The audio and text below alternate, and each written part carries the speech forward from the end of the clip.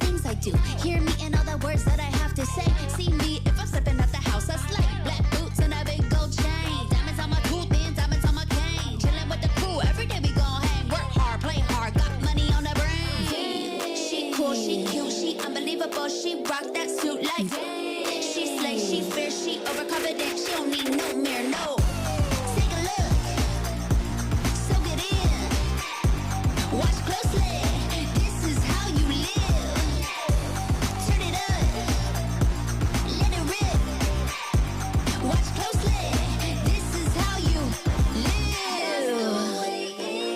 You get what you give me. I'll try to hit, but I never miss. Take a look, soak it in. Watch closely, this is how you live. Turn it up, let it rip. Watch closely, this is how you live.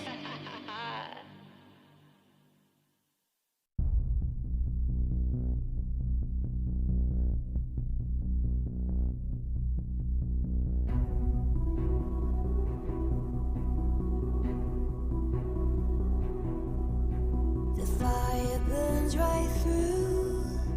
Your weakness is my fuel, and this time your demise is my first prize. And I've not forgotten all the pain. The wounds still cut deep, and I've followed every move you make. Now I am right here. I'm waiting. Come find me. I'm everywhere, though you're blind to see. I'm boundless in the darkness. I must prevail. Survive and try, and watch me rise. Create destruction all the madness. You want it all, I'll give you all. But this time you'll bow down to me. Just fight and try, and watch. And that's fantastic. We can do that. I can't, sadly, change the quality up on this. Well, sadly, can't do that. It is not allowed. Can't get it to happen, which is very annoying. But we'll hopefully figure that out as we go. But it won't let me do it, which is a bit of a shame. But yes, we are here. Good to see you all. I am Initialise. I'll be taking you through today's games, which of course is NIP versus FPX. So that means we get Doomby versus FPX, which should be very intriguing at the very least. So quite excited to see how all that plays out, because of course, where did Doomby really make his true name for himself? Was winning the World Championship in 2019 on FPX. Before that, of course, he was on things like Chagu Reapers and all those other spaces beforehand, which are quite exciting. Got a little bit of time before we go. And if that's Mecha Fanboy, I see you in here. Oh, this doesn't look like my streamer. Mecha, you're my head mod. What do you mean it doesn't look like your streamer? I am, in fact, one of your streamers. Thank you for the resub. It's super appreciated. So OBS capturing the scene twice.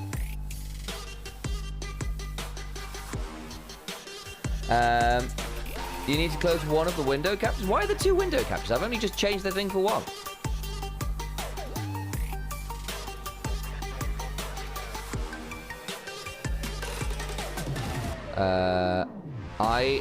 I've just done what was on the camera scene. You've opened another window capture. No, I haven't. I'll close it. So I've not changed anything here, I don't think.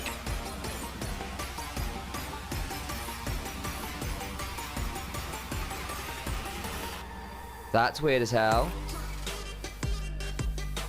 Oh yeah, that's really weird. What the heck is that second one? Huh.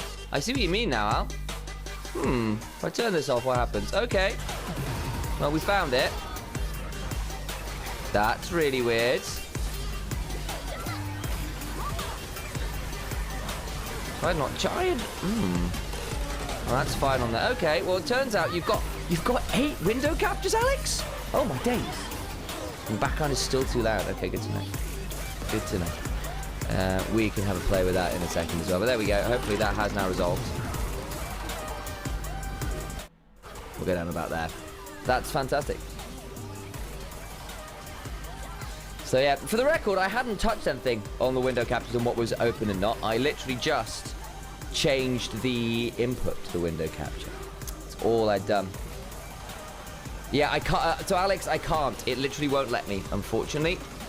Come down here, change it. Will not let me change.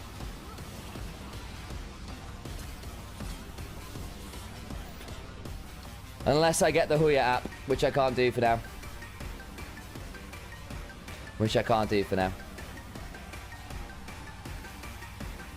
So yeah. Oh, it did log me out. Yeah, unfortunately.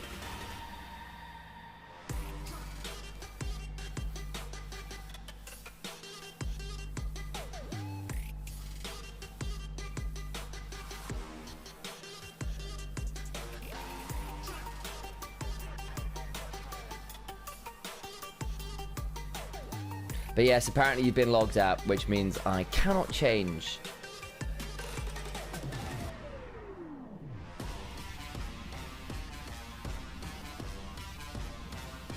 I also, legitimately, I just tried to move the mouse off screen onto a second screen, because I'm so used to doing that. And I can't do that, of course, because Alex doesn't have a second screen on this setup. And so I tried to move his mouse across onto my laptop off to the side, which just doesn't work. Hey, Solo Puppy, good to see you. How's the NLC the other day? Oh, NLC was good today. Thank you very much. And Henla. Nice rotating, Ari. I appreciate you. Go to the login bit on here. I can QR code it. Are you going to try... do you want to do that on stream, dude? I can do that.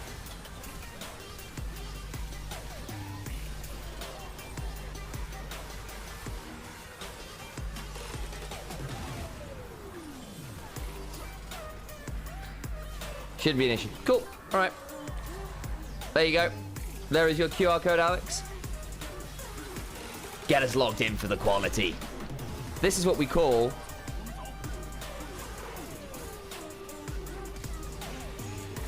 This is what we call remote support, guys. Tech support from other parts of the world. It's great.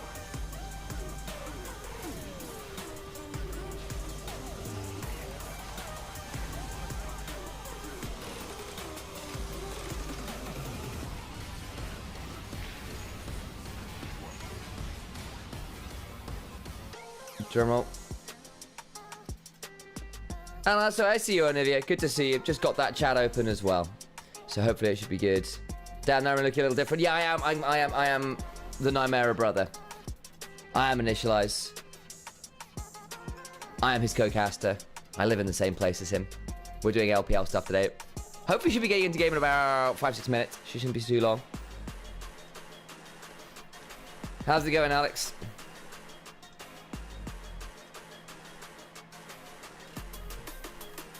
My bad, quality too bad on TV screen, don't bother, can't do it from him. Okay, never mind. No worries. Alas, we are logged out. It's very annoying.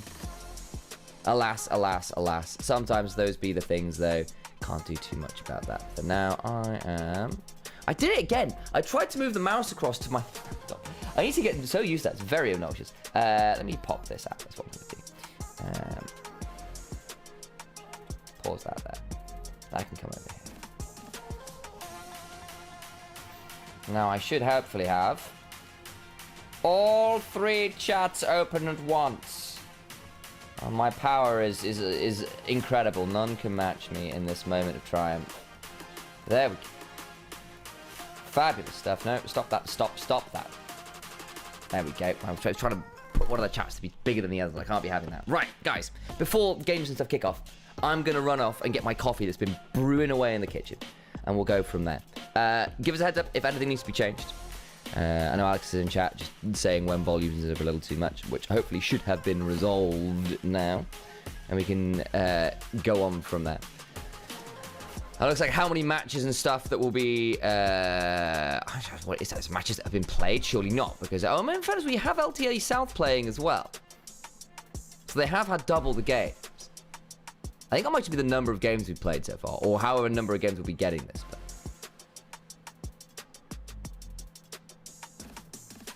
Manager info. Oh, of course, there's the they've got the LPL manager as well, which is super good.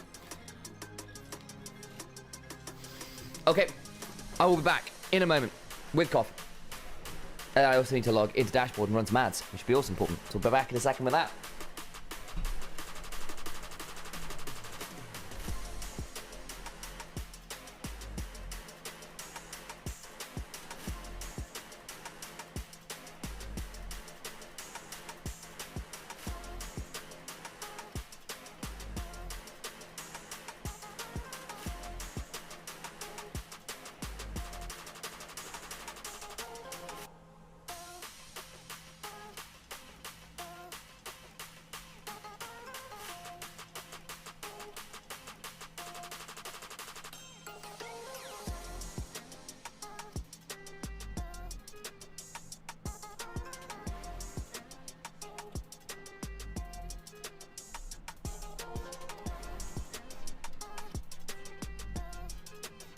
Okay, I have in fact got my coffee. FPX interview. I see. Oh, I recognize that Ari statue. Sort this out so we got some ad things sorted. 活力全开是吧？而且这场比赛也是你在赛场上赞誉老东家了嘛，应该也是感慨万千的。所以在赛前有没有什么话想对对手说的呢？想对对手说的话，主要是以前我的队友都已经不在了嘛，都是新的选手，然后只想对对面打野说，今天的这一场比赛，你算是今年的第一场吧，有可能是今年的最后一场，要小心点。哦，感觉话是放得很狠的啊！我们来期待一下今天这场精彩的 BO5。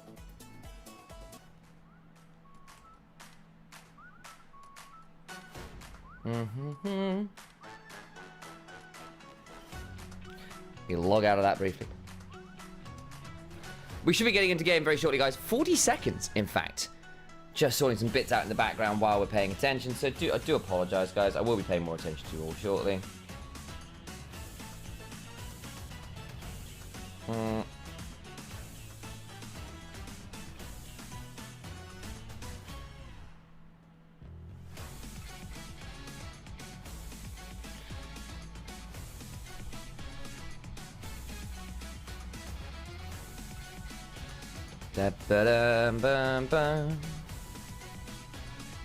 Alex, if you're listening, can you check out your SMS codes that I may sort out some background stuff? You're the best at creating LOL highlights. Oh, someone's showing some nice shout outs to Onivia, I see. That's very cool.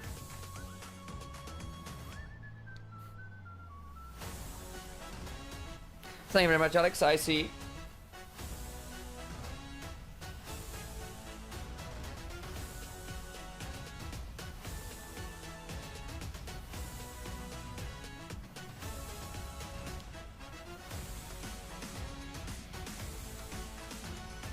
Fabulous. Oh, I can now run adverts. How exciting.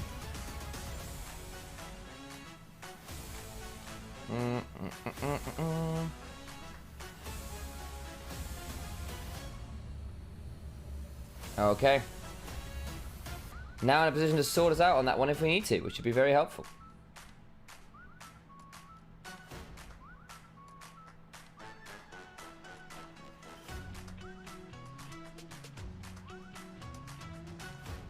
Oh, it's logging me out of things. Oh no.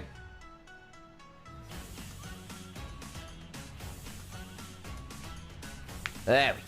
观看2025英雄联盟职业联赛第一赛段，您可以通过英雄联盟客户端、掌上英雄联盟及英雄联盟赛事官网 LPL.QQ.com、虎牙直播、斗鱼直播、哔哩哔哩直播、咪咕视频、腾讯视频、腾讯体育、新浪微博、微信视频号进行收看。电视机前的召唤师可以通过百视通平台收看全程赛事。 Seems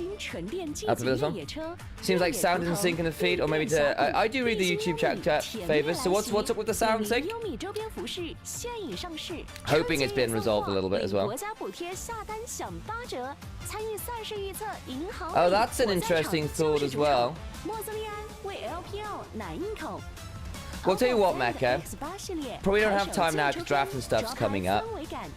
But I can probably send a quality picture of the QR code. Yeah, you're right.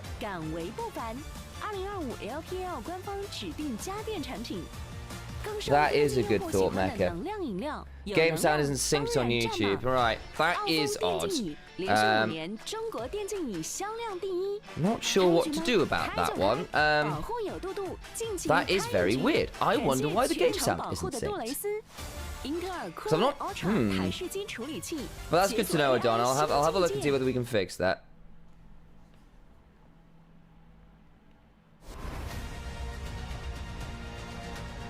Let's have a look. But I appreciate the heads up. Yeah, but I do indeed have, again, YouTube chats open, so if there are any issues. When they were interviewing wasn't matching. Okay. Honestly, it might... I haven't got the headphones on. It might actually have been their end, interestingly. Because I have not heard anything else anywhere else. If it keeps going, Tish, give us a heads up. And we'll have a look with that as well. That's fine. But good to know. And yeah, we'll be coming into draft shortly. So I need to take that off the screen.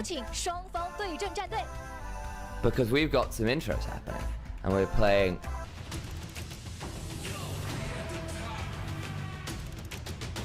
with all the people coming on out. Should be really exciting. Of course, FPX versus NIP, and we'll be in Shenzhen because, of course, it's NIP's home arena and they own one, which is quite cool.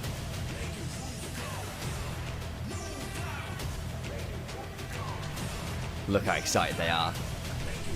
首先欢迎 Fun Plus Phoenix， 上单 Sheer， 打野 Shadow， 中单 Here， 下路 Bat， 辅助俊伟。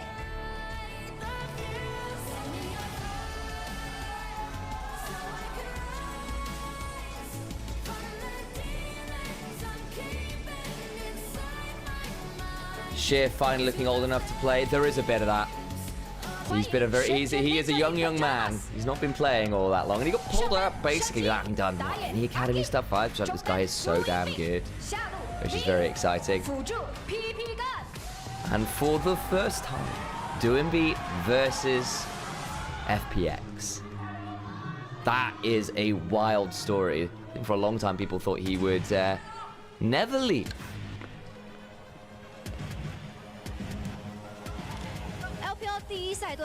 Iris looking fabulous today.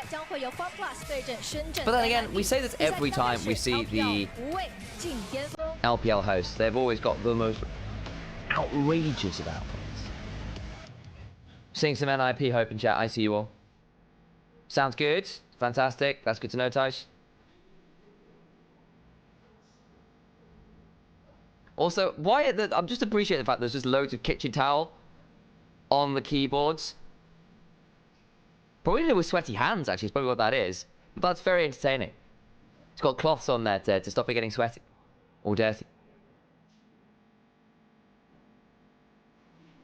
Hello, Onivia's chat as well. I see you over there. Welcome to the LPL. Hopefully we're getting some live stuff this time around as well. Really excited to be working with Onivia on this one. Should be really, really exciting. So hello, chat. Welcome on in. Do say hello. I've got the chat open.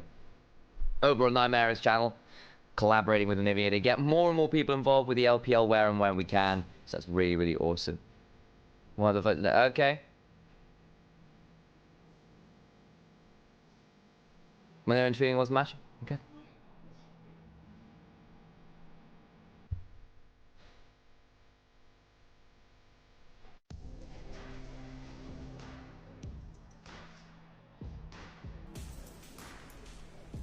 Okay. 1v1 incoming.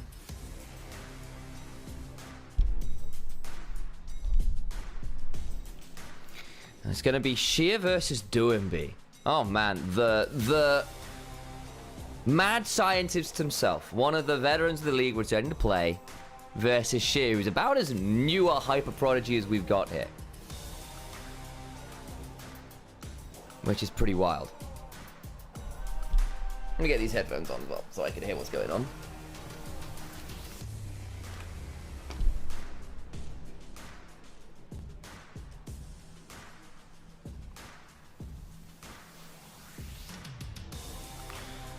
There's the Rumble and the Orianna bands, and we're going to get a Jace versus Kled matchup. Oh my days. Hang on, let's try to get the volume about right. There we go, something like that. Oh, wow, it's really loud background music. And Alex, you have your APM so high. What the heck? There we go. Morning, Katari. Good to see you. And I don't believe it. Doomby's decided, in his infinite wisdom, you know what I'm going to do? I'm going to pick Kled, the champion that he made famous in the mid lane. Made famous in the mid lane.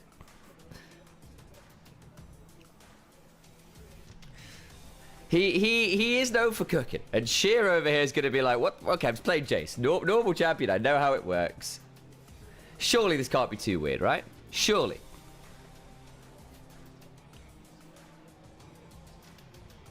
Just in time, hell yes.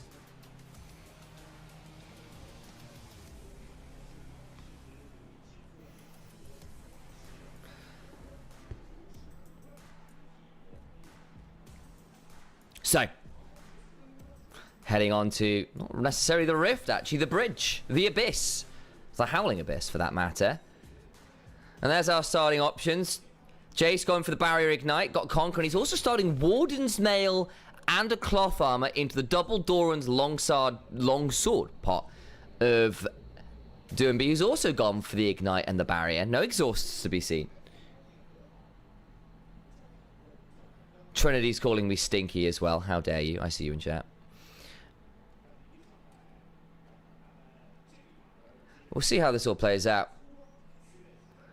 And interestingly as well, we're actually hearing a little bit of the Chinese side caster audience, which is great. We've got a little bit of that ambience in the background, so it gives a heads up where the volumes and stuff are at. Background isn't muted on me. I've not muted anything, or too quiet. I can up it again. Interestingly, the Champ Select music is blasting out at volume 35 times the volume of the sun. And then in-game, the volume is a lot quieter, which is really frustrating for level. But we have now the volume.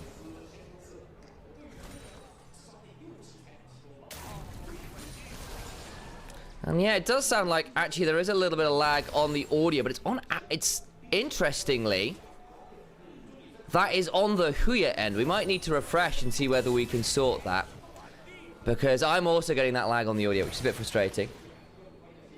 Yeah, that is so delayed. Yeah, it's on our end too. That it might well be the Huya clean feed, unfortunately, guys. Might be the clean feed doing that to us, which is a bit frustrating. Not sure which point, because we're not logged in. Oh dear. Right, well, I'll try and get that QR code over to you, and we'll sort it from there. Bit annoying, that. Hang on, Sheer's being jumped on. That's the lunge on forward, joust on forwards, I apologise, and Doomby dismounts. It gets to the skies, the Ignite comes on down. Big old chunk, and Doomby's not having fun there. Got the barrier, looking for the remount, and a turret shot came on through, which means Doomby's going to get that remount off just fine. Wow, that's lagged. What the heck? That's from the fight a long time ago. That's like a 10-second delay. That sound delay is a little obnoxious. I'm not going to lie. Doomby's also just got level 6. So does he want to go charging forwards at some point? We need to keep our eyes on it. That is actually slightly unnerving, having that sound delay. I keep thinking skill shots are happening when they're not, or have already happened. So we're seeing into the future, guys. We have been granted the blessed power of time travel. Now you too can see things before they are heard. We'll have a quick go at refreshing this after the 1v1. Don't want to miss that right now. See whether we can resolve that in the background.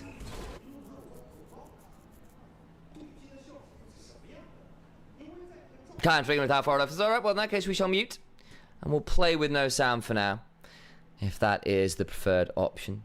And we'll go off that. If you have to enter the password, don't show that on screen, obviously. I mean, yes, that's very reasonable. We'll have a go at playing that in a second or two. But yeah, it does appear like we have a bit of sound delay, which is very frustrating. And hopefully we can resolve that in short order. But we'll have to watch out this 1v1 to begin with. A little bit deafened. So it'll just be my voice in your ears for now. And we will go off that for as short a time as we can, to ensure that there will be no issues. But Sheer on the Arcane Jace, doing alright in the farm numbers. But again, you don't win by farming in this game. You only win by doing the damage. It's whoever dies or whoever kills the turret. And in fairness, Sheer is doing a decent old job of getting some of those plates. And missing a bear trap on a rate. Not so good. But I need to get that one a plate. Yeah, rather have delayed time than no sound. That's super fair. We'll keep that in mind.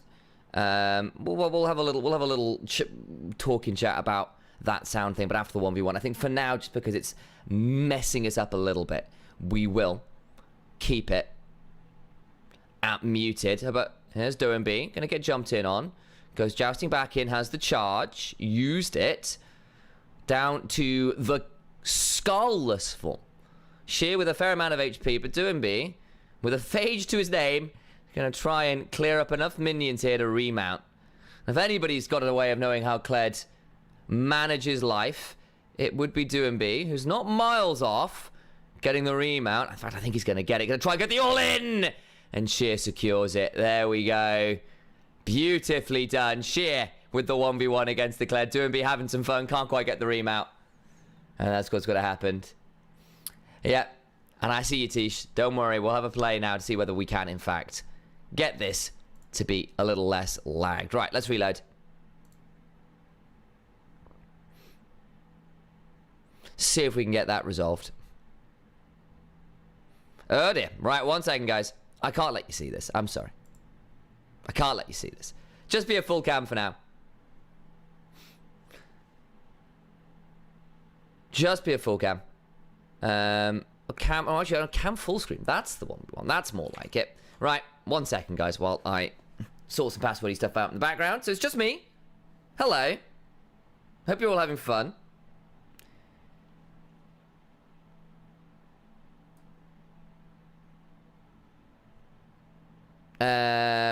Where?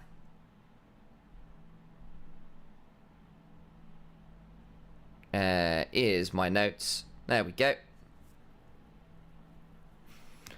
Alrighty then. That should solve us. Okay. Let's see if this is any better. Whoa, that's loud.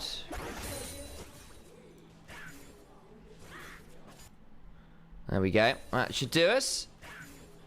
And then we go back into this, interestingly.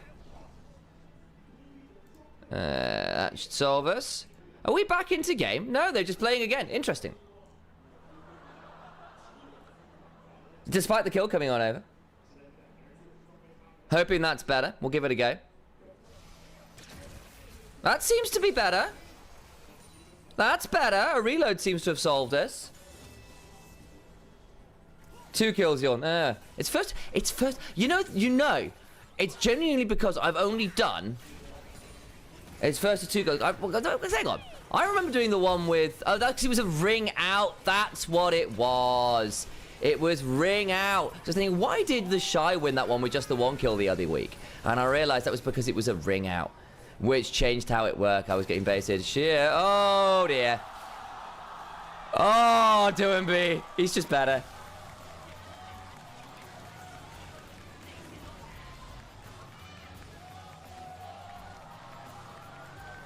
But there we go. The ring out happens. Camera off. Camera. Oh, I've not got camera off. I got camera on. I thought I'd gone for the no camera scene. Apologies. She was doing so well too. Interestingly, I clicked on the wrong scene in OBS. There you go. Oh, Nymaera looks a bit different today. He does. So I view things through OBS. That's fair.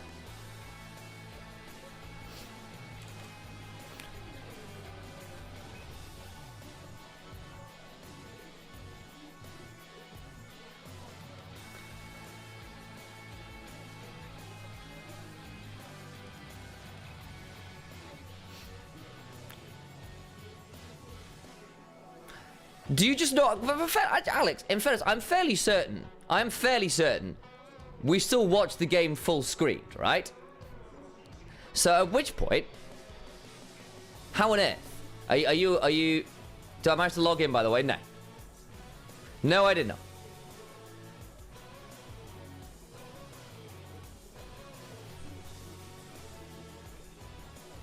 Full screen preview. Oh, that's why you're doing it. Fair enough.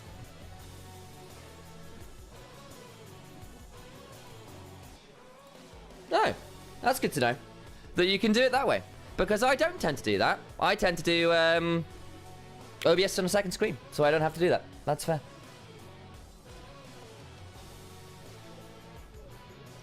But that does make a lot more sense. Much better, thank you. Okay, well the sound is now synced, which is lovely. So Refresh did the job.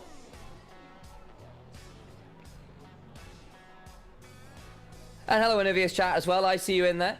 Yeah, really happy to be...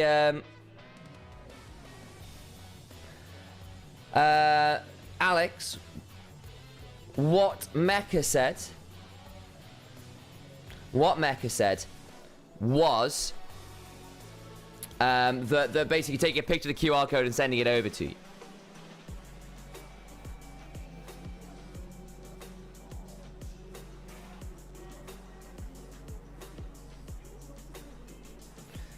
What the hell is the LPL? For the record to Prince, what the LPL is, it's a version of League of Legends. Specifically, the LPL. The ads are starting. Yeah, I see it. Right.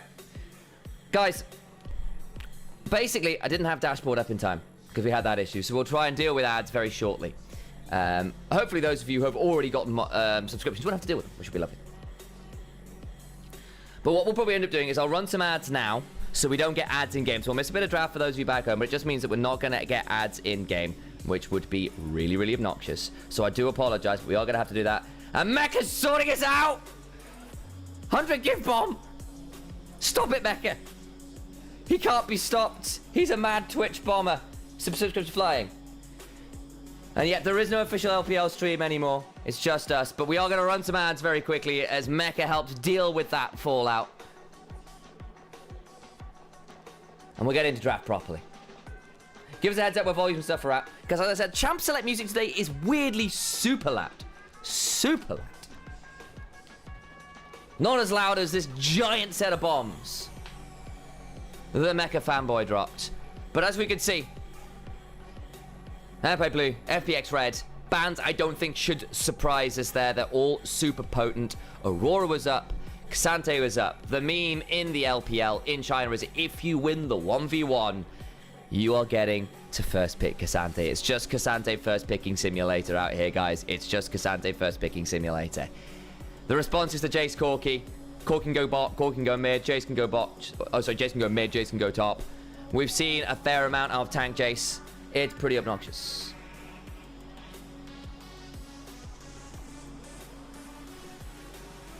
And the Aurora now locked in as well, was left unbanned. That's likely going towards Do and B in that mid lane. There's something that's really weird is happening. And that champion is also very, very pertinent right now. Can expect some very nasty team fights between that Cassante and the Aurora. You've got the big ultimates. There is Viego for Aki, a champion he is very comfortable on. Especially considering he had a bit of a rough last year, was expected to be better than he was. Aki and Shanju were so good on OMG in 2023, but the meta last year really didn't suit him, and when he was forced to play a lot more of those AP junglers, just didn't look like the same. Didn't look like the same kind of player, unfortunately for him. In response to the Sejuani, a champion that has kind of still been around and about. A really good pick option. If you are running some of those really big poke burst combos, you add in your Jaces, your Hueys. You see a little bit of Zoe from the likes of Showmaker, where you can sort of link that up with the Sejuani, and everybody just piles on the damage from miles away. But it has meant that our bot lanes haven't been picked as yet. Leave and PP Gods versus Bat and Jue. Leave, of course, on EDG famously before there was a little bit of internal drama, to say the least. Managed to make a bit of a kerfuffle over there, but now over on NIP. And Bat and Jue trying to prove their worth here on FPX bans. Going towards that Ziggs, which again would be a really good combo with that Sejuani ult. You basically hit whoever the Sejuani hits and they die a horrible death. And on the other side, getting rid of some of those pick initiation options, because for all you've got really good burst and team fighting, you don't have that much lockdown right now on the side of NIP. So getting rid of the Ashe is one of those premier engage ADCs, instigator ADCs. Makes some sense. The Ezreal as well is a bit of a leave specialist. They're getting rid of that. Leone away from Care, and this makes some sense. Of course, Shadow should be a familiar name as well to people out there. If I remember correctly, that is the Shadow that once played way back in the LEC. Over in LPL for a little while now, struggling to find a nice start. But as a player that I know, a number of the European players, LEC players, a lot of the LEC coaches have a lot of fond memories of when he was playing for the likes of Mad Lions back in the day. So over back in his home country, home region of the LPL, looking to make things happen. The swift engage, or swift lock-in of the engage of the Rel. More to link up with that Sejuani. Now, what are we thinking to go on the other side? Leona makes some sense, of course. Instigator ADC, like the word choice? I see you, Mick. I shouldn't be looking at chat while we're in draft, but yeah, no, I like that one too. I think it's a useful option. What does Leave want to go? There's a few options. The Misfortune would certainly work in the teamfight combo they've drafted. Aurora MF, with your Viego picking up whatever bodies they bring down. Definitely makes some sense as a combination. What though? Do FPX want to lock in? Corki can still go down towards bat in the bot lane, and Corki Rel is a combo we've seen a fair amount of so far. And the Victor, to try and manage some of the people diving on forwards, can make some sense. Your zone control with your gravity fields and arcane storms now, because of course he is the herald of the arcane. The machine part, subsumed somewhat by the weird Magitech monstrosity stuff that happens at the end of Arcane Season 2 that I've still not watched, by the way, guys. Still not done that to myself. Held off. I did a whole video on it. A whole video on how Arcane is in fact just old school Shakespeare tropes.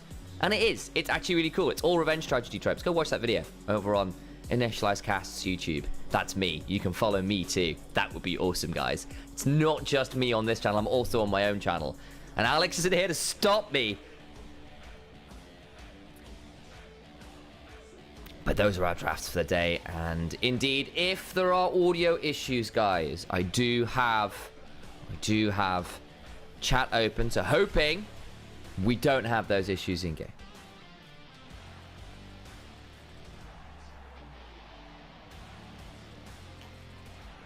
But I think with the refresh, we resolve the issues. And hopefully it should all be good here. And Alex is calling it out here as well. We've got JVic in rivalry, none less. Actually, no, is it? Now that I think about it. I've forgotten which sides they're on. No, it's not. I'm just a lie. Is JVic on the same team? Mel's not enabled, so she's not getting involved right now. For those in Twitch as well, go predict with your channel points. Go put your channel point money where your mouths are. Rift's coming up shortly. FPX with a monster team fight comp. Alongside NIP. Should be getting some big brawls around objectives, I have no doubt. You can see it in the combos. The Rift is here. The Gyro's ringing out. Let's listen to the crowd for a second, shall we?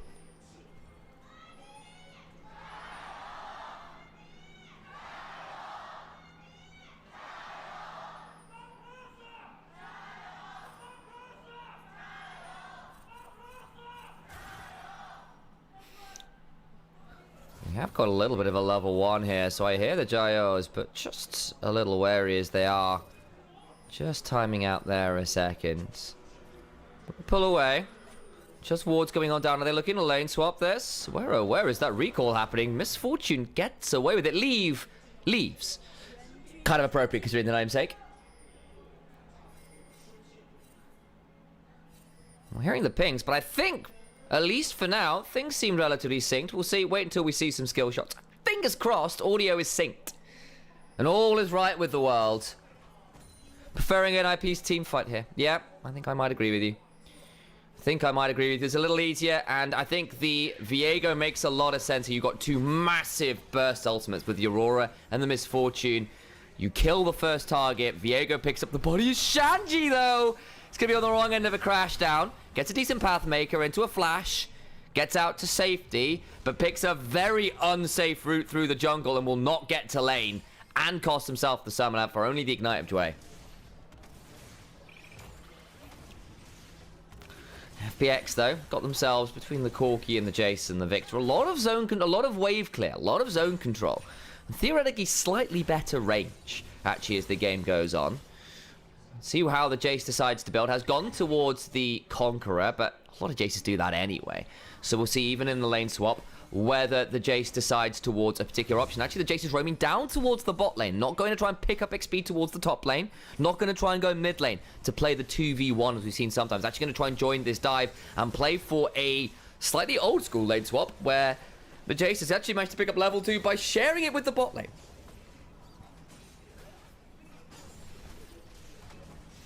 And zones, of course, the K'Sante completely off this turret.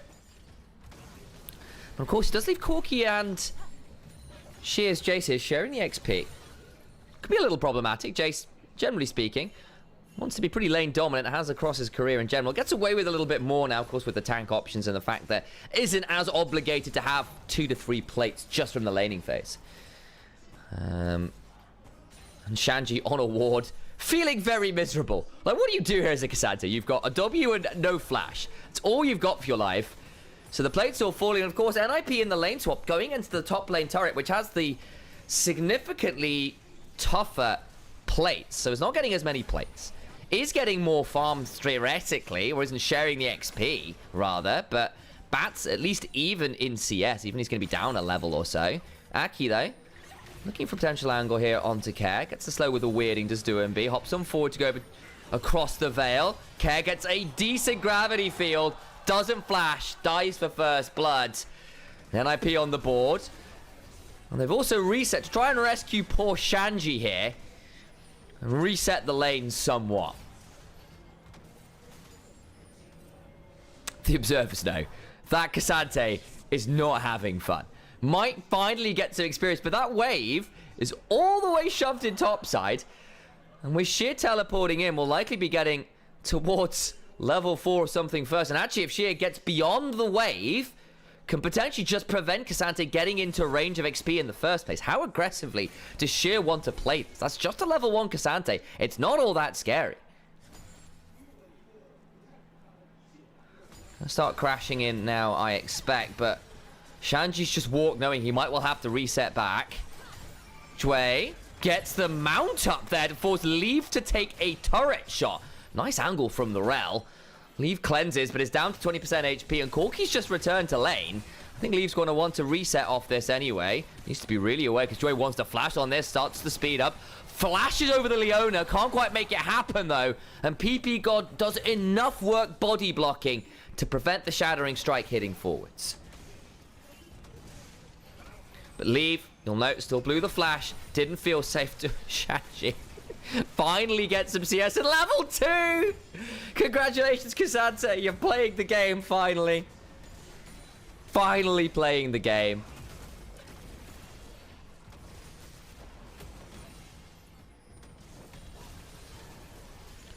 Well, well, well. Into game we go. DoinB again, just hopping forwards, goes across the Veil, gets the E off. It's a really obnoxious combo, guys.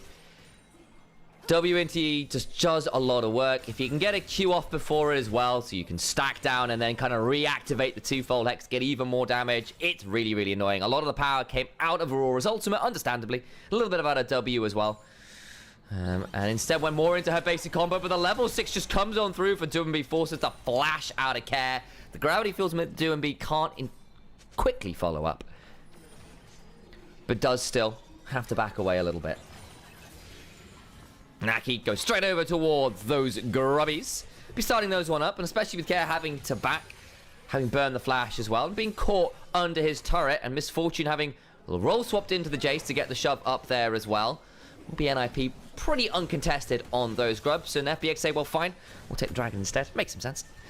Bat and Jway continue to trade out down here in the bot lane. Did they get that advantage against Leave? Remember that flash is down. Might want to be able to return to sender at some point and engage Misfortune in some further negotiations. Realistically, this could be engaging in piracy, which is a little ironic, against the Misfortune, stealing all of her booty and loot, killing her for all she's worth. Vagabonds that FPX would like to be. We play out from here. There goes the Drake. Shanji, dearest Shanji, has actually managed to catch up in some CS here, ironically. Somehow, despite not having access to like 2 waves, is down a level, yes, but has actually managed to get a decent amount of farm. So credit to Shanji. A possible question about sheer and lane management from FPX. Gonna come down here and secure first turret nonetheless, though. So probably in the grand scheme of things, not an awful trade from FPX. Down a little bit of gold, of course, but the turret will even that up well enough. Leave and PP God, though, still going to be able to trade this out in the top side. So it ends up being a turret-for-turret trade. Yes, the feat of mastery for getting the turret first goes towards FPX, but first blood, early CS leads, plate still trading just fine. Leave us in a state that is, I'd argue, still a little bit NIP favored here, despite the poor old Shanji start to the game. Game is still near enough 1,000 gold, just under, to NIP right now, which isn't bad going, really, considering how difficult the lane swap initiation looked. Care roams on into the jungle and will be on a ward and is going to face check a level 6 Viego with people behind him. Obviously, don't quite know where FPX is, so Aki not wanting to just fight the Victor will take the red buff and back away.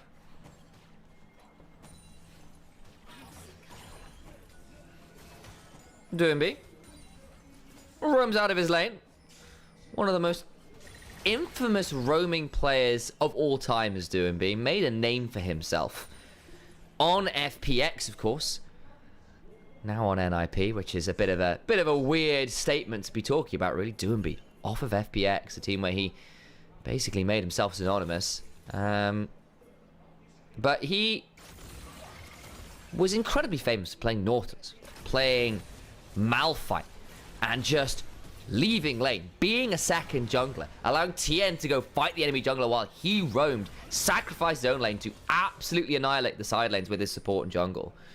On some champions and picks that were just so weird. And he's always been known for being a weird player, don't get me wrong. He's been known as the Dark Alchemist, the Mad Scientist, for years and years and weird years. It was back on QG Reapers where he was doing all of that wisdom, but at that point he was also a carry. He was on things like Kassadin back then. He was the main character. And kind of changed up his style away from laning on FPX to be a little bit more self-sacrifice. Of course, after that 2019 run, came back and worked on the laning and mechanics again, and actually became one of the better laners in the LPL too. And kind of gave that up. But of course, he's not been playing pro for a year or two now. He's been out. He's been streaming. He's been a personality. He's been me, guys. Which is a horrible thought, I know. But he's back to playing pro on Ninjas in Pajamas. PP God lands the Zenith Blade into the bullet time. And Doomby, the man we've been talking about, picks up a kill on Shadow, who's a shadow of his former self. Dead towards a very easy kill, and Doomby at 2-0. Oh boy, FPX didn't have a lot to say about that on a casual little E in forwards. And quickly somebody dies. Nice combo. And again, I try not to look at chat too much in-game because we're trying to make this one a little bit more professional. A bit more of a cast than just a casual chat around the fireside. But Nymaera in chat, Alex, the owner of this Twitch stream and YouTube stream, and of course, who has been restreamed over to Onivia as well. Hello, Onivia. We see you guys over there as well. Hope you're having fun. Says that NIP just left to avoid his casting. Leave needs to leave this play to avoid just dying. But with the tenacity from Cleanse, manages to flash out to safety. Despite all of the CC going down, gets away with it. Sheer flashing away as Shanji goes all out just this once, Master. And another flash burn. But no one dies, and NIP all the while. We're on grubs. Doomby's going to head back on over. Can't quite secure the 6 grubs, though, as FPX do enough work to secure at least one of those and prevent the full set going on over. And importantly as well, the second tick of that objective feat of mastery as well. And across we go. Looking at this one. As we'll get this replay, because Leave just ends up being jumped on. The Arctic Assault is there. The cleanse initially into the permafrost, into the glacial prison still isn't enough. Reminder, guys, if you use cleanse, you still get increased tenacity for a while. It's really valuable.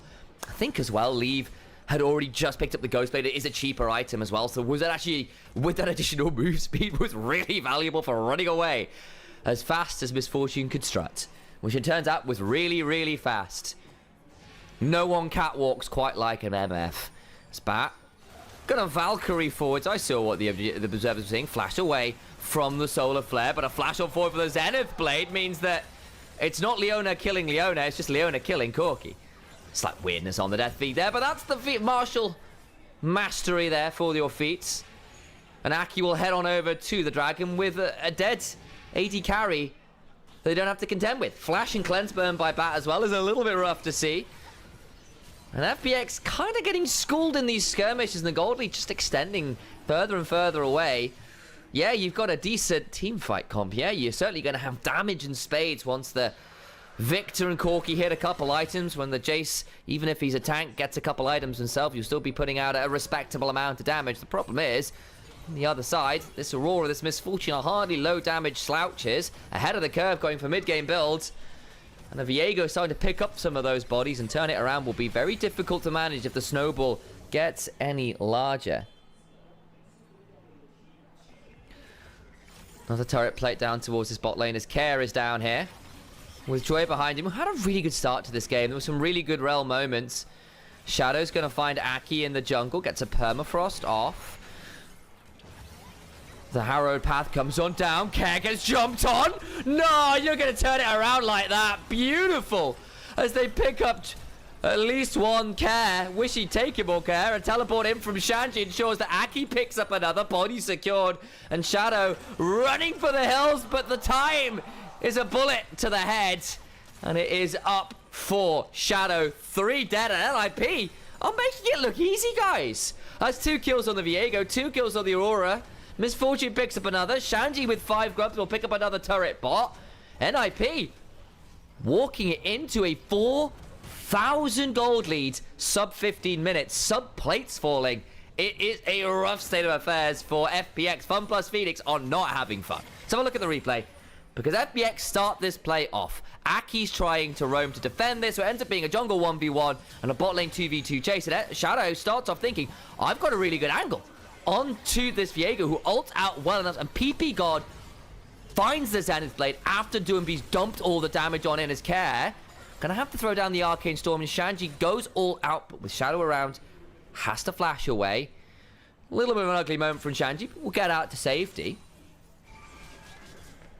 And despite a decent TP in that last play, Shanji's not really had to be involved. Survived a really ugly lane swap, and the rest of the map has been profiting. This Aurora, very happy. This Misfortune, very happy. This Viego, you guessed it, very happy. We got ourselves a Herald spawning in about a minute. The timers still haven't been updated for spectator overlay, guys. It still thinks they're spawning now. It doesn't. That's not how it works. It spawns a little later than it used to. As you can see, the timer is wrong. Follow the timers at the top of your screen. Those are more accurate for the Herald in particular. So just know it's going to be just under 50 seconds. We'll play off this one. And FPX need to sort themselves out. They went looking for some players and just been turned around pretty regularly. They've been a little bit caught out by the damage, and honestly some fantastic engages from PP God. Found some really key targets that have put Care and Bat in particular into some very difficult scenarios. Shadow as well on the Sejuani, trying to be the initiator. Has gone forwards and been punished a few times, especially into a lot of this early damage. The MF build here as well has gone towards the Ghost Blade first. Oh no, Shadow on a ward! Oh, that's a Spectral Maw into a hail of bullets.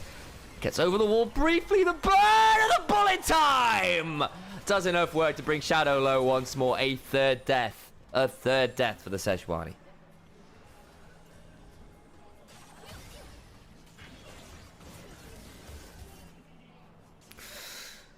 And we'll back away just a little as Doombee and PP God, and I think rightly so, PP God is having a killer game here on the Leona.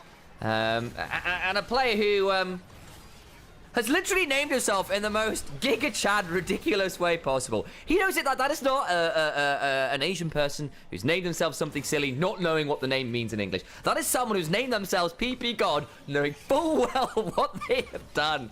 And of course, been on NIP for a while. Been all over the place, PP God. But kind of had a bit of a rough go of it last year. Was again one of those players who people were excited for when they first came. Was a player with swagger, is the way I want to describe it. Someone who had some verve, had some style, was a little over-eager perhaps, but had some fun champions, was playing with angles that other people weren't seeing, and it looked really cool when he was ahead, but maybe overplayed it a little bit at points. And then kind of just ended up inting it away at points, I think it's fair to say. Herald charge in mids. Not really going to be much that FPX can do about that one. I'll just have to sit here, try and stop the second charge in NIP. Not going to get in the Herald, which would have been, I suspect, a mistake. So they'll back off that one. But glad to see PP God performing well so far this year. Not been a perfect run of it from NIP in some ways. There's been some teething issues, even if they've done well in the game. There's still been some moments we've gone, that needs to get better from an in-game state. But PP God, I think, alongside Leave, there were some question marks about them joining this team. Yes, people were excited for Doinby. But Aki and Shanji, this duo from OMG in 23, didn't live up to the hype last year. Shanji, who was this upcoming killer of a top laner on things like the Rumble, was supposed to be the next Bin, Breathe, 369 in those kind of spaces. Didn't live up to that hype. Aki, the issues of his champion pool in the meta were kind of exposed. Now it's a fearless best of 5. Will we see those rock up again? Or will actually another year of play where it hasn't worked out give him a little bit more tempering to his steel? Shadow, Glacial Prison's on the one side to deny a potential engage onto K, who's shoving up for that turret and couldn't quite grab it. But the other side of that, of course, is Leave and PP God. Leave, another one of those players who was supposed to be a prodigy, was in to replace Uzi. In to replace Uzi of all players. Of all players. And then fumbles it. Internal issues with him and other teammates. Gets himself in trouble with management. Gets dropped. Has to go down to LDL to come back up again. Is now on a different team. Of course, EEG definitely didn't have a particularly glorious 2024. No doubt about that. Fight in the jungle will drop. Lure drops a little later. Bullet time comes across alongside the Between Worlds. And FPX run for the hills as Shanji goes looking for an angle onto Bat, who Valkyrie's over the wall, but they still lose Leave. And Aki steals the soul of the Iron Horseman.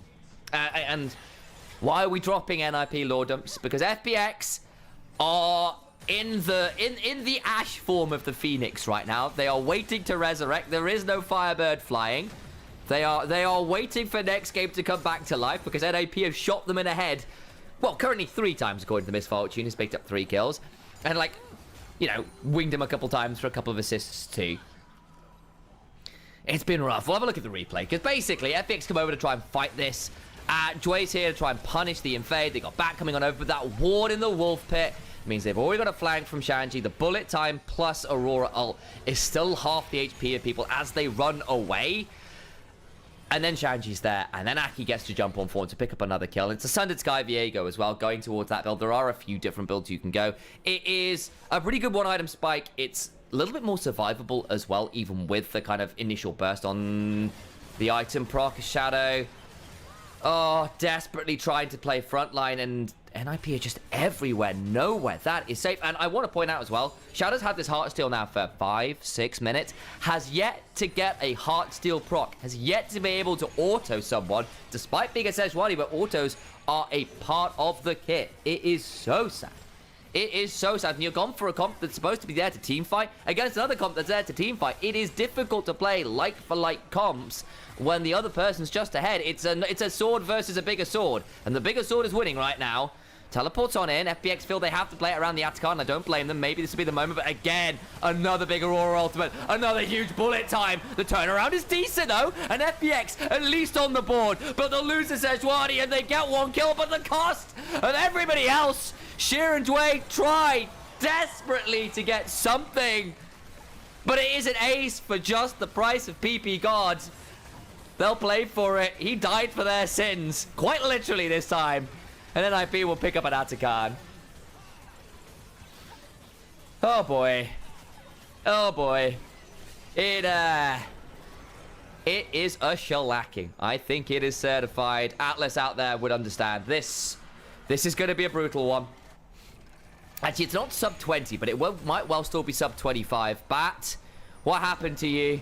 Your Valkyrie forwards, the teleports come on in, and the damage eviscerates the Corki, who does not get to play the game. The ice toboggan goes crashing on down. It's cool runnings, guys. It's that level of tobogganing before they've learned how to do it. And Leave doesn't even quite die. Oh, Jue, you've tried. It's actually been an okay rel game. Genuinely, there's been some cool moments, but the coordination from NMP has just been that little bit better. They've punished the advances that FPX have made. Like, look back to that play, the 3v3 bot lane, where they go looking to pick up Aki, who ults away, and then PP God jumps across the wall with Doomby getting an ultimate. And an Aurora that gets early kills spikes in the mid game incredibly hard. Ludens, plus a stacking Dark Seal, plus a Shadow Flame. When you get your level 9, level 10, where your Q is max, where you are edging towards that second rank of ultimate as well, is some of the most potent the game of League of Legends provides. Potency. There we go. Better way of conjugating that sentence. You just do so much raw burst at that point. Yeah, you scale fine, don't get me wrong, as an Aurora. You scale pretty damn fine indeed, but that point in the game when you are ahead, before people have resists, when your burst is enough to take someone from 100 to 0 in the blink of an eye, yeah, that's when it really hurts. And at this point, an MF who started off with a little lethality for that Ghost Blade, it's been a pretty potent first item on her for a little bit, not the Bloodthirster, and then going towards things like the Essence Reaver, moving away from straight lethality into other options. You've got a very, very potent part of the game. There's another Aurora ultimate. Doomby has not been shy to put those out just to slow people down, and then the follow-up from the bullet time, this combo. With all the withdrawals available, it's just too easy in the bot lane. We've got a 1v1 Shanji trying to take out Care. And Care will get a withdrawal at least, but is not going to be here for this fight in the base. And NIP can play fast and loose. They've got withdrawals. They want the Nexus turrets. Aki goes flashing for a Spectral Maw. Might finally die and does so, and they'll all have to withdraw it out of there. The Nexus turret stamp it. The inhibitor is down to FPX. That's what, 5%? If that on that Nexus turret, it is a difficult space. Shanji returns to the scene of the crime. Has teleported back on in. Jue is like, please let me clear this wave. Can't quite get the crash down on Shanji. There's a teleport here as well. They really want this Cassante who footworks. There's a gravity field. Oh, just about gets the W off. I thought he managed to interrupt that too slowly. But NIP are here to prevent the chase down on the Cassante. And especially because there's a dragon that's spawning, they really can't overchase. This will be soul point for NIP. They don't get the Kashanji. And NIP continue to run this game. They are efficiently 9,000 gold ahead. They've got the feats. They've got themselves the Atakan. They've got themselves soul point. Doomby has said, screw this game. I'm picking up a Magi's. Leave has gone, that's great. I'm picking up a Lord Dominic's regards. At this point, you cannot build enough armor into this MF to not be hurt. Between the initial lethality on the Ghost Blade, between the LDR, no one is tanky to the MF right now, especially when they have to be respectful of the fact that Doomby's also a damage source. You can't just build raw armor. It's gonna suck. And there's a Baron. FPX have at least claimed a Scuttlecrap. I have an idea it's happening. We'll have a look at this replay because it's a 1v1. And the Victor Nation is not thriving as Kashanji tried to look for the Q3 into W combo. Fumbled it. But Shanji still finds a footwork into Q combo. Tries to go all out. Can't quite manage it. And Care goes, bro, what are you doing? But it only costs a withdrawal. So Shanji dies, but not really. Not really. Not really. Such is life sometimes. And Baron is spawning. So there isn't really all that much you get to do at this point. FPX, you just have to sit there and suffer, is the honest answer. Maybe try and steal the Baron. You're looking for a miracle. You're looking for a steal that might allow you to stall and get a third item on your Victor and Corki. If there is some way that NIP fumble their wave shoves, fumble this Baron, then maybe you get a way back in. You need that third item. But I just don't know how easy that will be for NIP to do. They are so far ahead of the curve, but PP God has gone a little deep. Not the cleanest combo we've seen from NIP, but they still killed off Care regardless. And Leave just picks up 2 with an auto and a Q or 2. And a double tap. Follows the Zombieland rules, ensures that 2 people are dead. Shanji's teleported in. Or rather, just walk in. There is no teleport, because of course it was FPX trying to find an angle, and that's the game. It's over. Ninjas in pajamas put this game to bed. And let's be real, they didn't have to try all that hard. It was a very smooth snowball from start to finish, with the exception perhaps of that first 2 minutes where the lane swap looked a bit dicey. Well, hello guys. It is me, not Nymaera. That down there is a lie. We're on Nymaera's channel. But I'm Initialise. Go follow me at Initialise Casts. Please do. It's just me. Here. Nymaera's here in chat. And we're going to be hearing Mecha Fanboy. With all of the donations he's offered. It is fantastic. Because Mecha dropped 100 sub. 100 sub. Hot damn. Hot damn. The bomb. The bomb. Again with just some gold content. And the content is gold. The subs were gold. How are we all doing, chat? And again, hello Onivia. Hello Onivia's chat. Welcome to the stream. Glad to have you with us. Hello YouTube. On Nymaera's channel as well. I see you, Tish. Chatting about the... what were you chatting about? Oh, of course. Where a lot of those roots for Shakespearean tragedy come from. You're absolutely correct. Indeed, from the likes of Greek myths and stuff. Though specifically from a lot of Roman tragedy stuff is where a lot of the laws on particularly a lot of the violent stuff comes from. So Senecan tragedies is where a lot of those roots come in. And then you also get a certain amount of... is it Aristotelian tragedy? It's been a while since I've studied that. Nymaera again with just some gold content. It says Nymaera right under the cam. Yeah, I'm BB No Caster. I'm not Nymaera. I'm his older brother. I'm the OG Nymaera. Nymaera again with just some gold content. But there we go. Budget Nymaera. Thank you, Trinity. And as Onivia is saying, there will be highlights on his channel as well, which is fantastic news. There's just so many mecha subs. Look at this. Look at this. It's awesome. Thank you again for all of that support. It's really cool. It's really cool. Nymaera again with just some gold content. And predictions as well. Congratulations to those who won predictions in Twitch chat. We are going to be waiting on... Oh, sorry. Back a bit. Again with just some gold content. Oh! This Atlas is just telling us how much gold content we're getting. Everything I do is gold content right now. I can get used to this. Remember, it's Fearless, best of 5. So those picks are just not available anymore. Goodbye.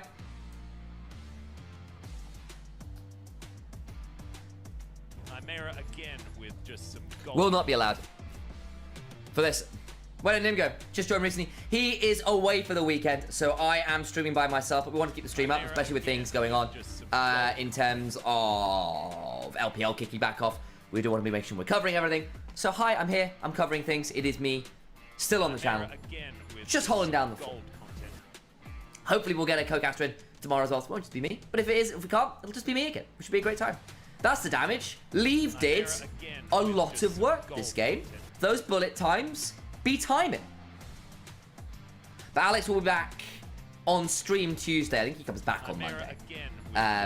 Will not be around until Tuesday. Oh, thank you, Alex. Get it hydrated. I will do just that. I've actually prepared myself. Nymaera again with just some gold content. I have been hydrated. Let's watch these highlights. Nymaera again with just some because the combos were sick. And Leave did not die, despite how many times people went looking for his head. And I honestly feel like if I was looking at MVPs, I would debate throwing it to PP God. Because I think PP God had a killer Leona game. It was a really good Leona game, guys. In fact, tell you what, while this is going on, let's watch the highlights without my face on him. Rather than just musing. Leave had a great Misfortune game. Doomby had a great Aurora game. But I think for me, it's still PP God. Though I can understand one of the carries getting it too. They did a good job. Also debuting an LPL podcast soon. Yes, we will. There is an LPL podcast coming, guys. We'll be doing that. Got it coming very, very shortly. We were discussing plans for that end of last week. We're looking forward. We think we got a really good plan for it. Should be a really, really, really good time.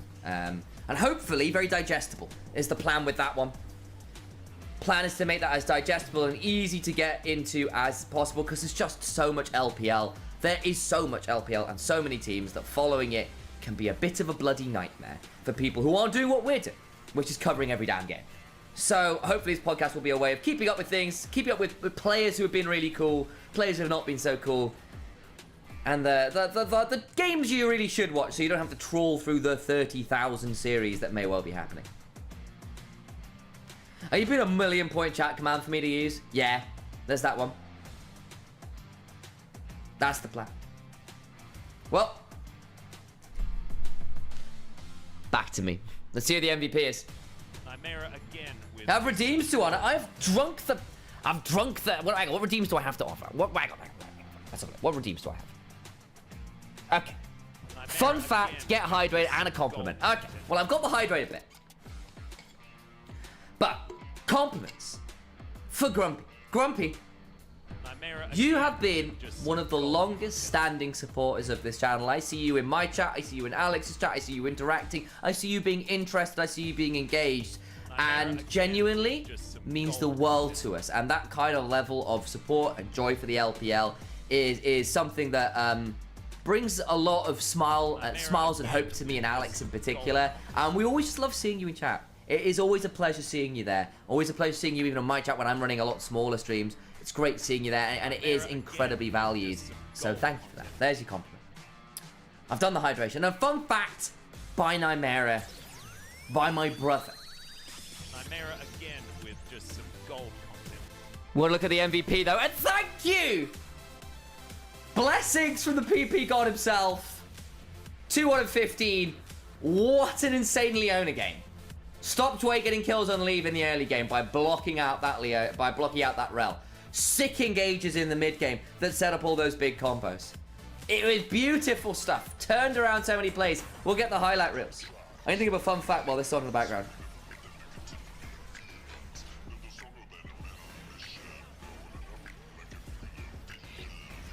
That play there broke FPX. If they managed to pick up something there, it might have been different, but they lost everybody. You literally could not have asked for a better engage. Good night, Trinity. Been a pleasure. Thanks for having you in here. Thanks for coming in, Mod. Nice highlights music. Lot of swagger to that. Almost as much swagger as the man named PP God. What a game.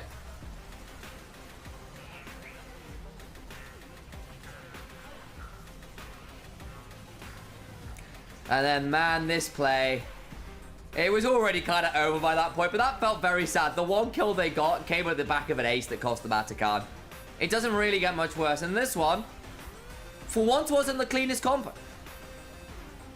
But it didn't really matter because the damage was enough that it was still brutal, and the TP isn't quite in time to get any value, and Sheer has a bad time.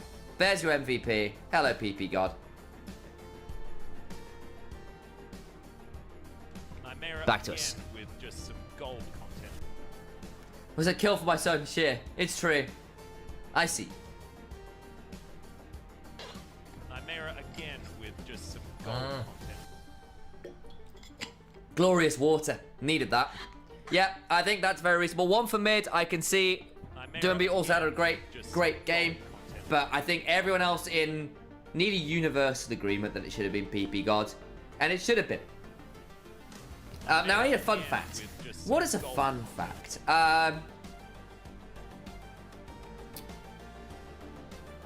Let's go for a literary fact. Let's go for a literary fact. One of the first novels ever written, arguably the first novel ever written, is a book called Tristram Shandy. And Tristram Shandy is a book that is effectively TikTok brain rot before TikTok brain rot was a thing. And this is back in the 17th century. And in this book, such weird things happen as a man gets himself circumcised by accidentally walking through a window funny and the window closes on him. They have a place which is just like, look, I don't want to have drawings. Don't want to have drawings. So instead of having a picture of this man's mistress so you know what they look like in the story, just draw a picture of your own mistress. Draw your own dream woman. Here's a pencil, draw your own dream woman in this book. It is a bizarre book. It is so weird. It is literally the first novel, and it was just TikTok brain rot. And so if you're asking whether we're in a new era of content, no, we're not.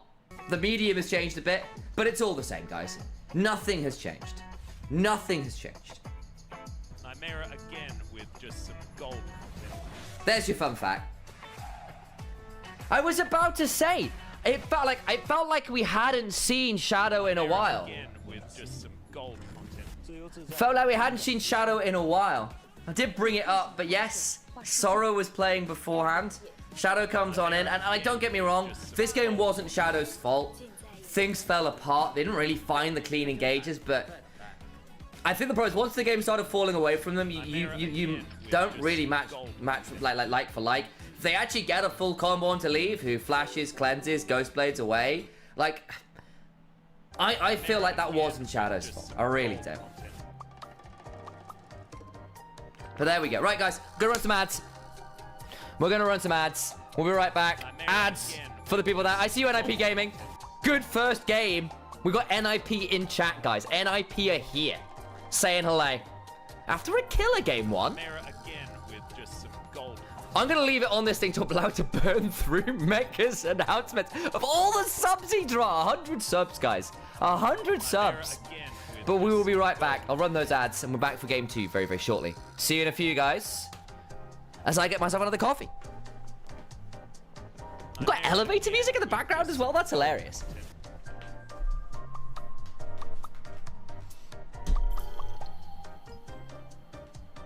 Nymaera again with just some gold content.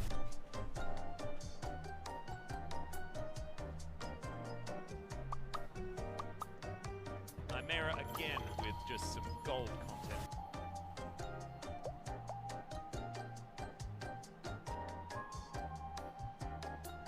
Nymaera again with just some gold content.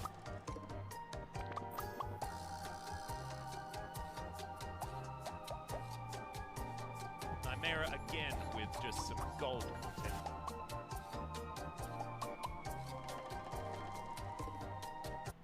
NIP 是一个非常有活力的队伍吧， Nymaera 就 again 感觉有种 with 兄 just 兄弟 some 联盟的 gold 意思。 content. 然后我在队伍里扮演的角色，反而现在是我不用去很夸张的表现自己，只需要跟着队友做事情好。上场比赛一对方 plus 的话，我觉得他们的打法也是非常凶悍的吧，比较有血性值。然后我觉得整个游戏的胜负手也在上路曹城那一波吧。如果说哪边能拿到曹城的话，哪边就会好赢一点。我觉得我们目前整体队伍的信心都是非常高的嘛，然后可能大家的决心都是能冲得越远越好。我也一样。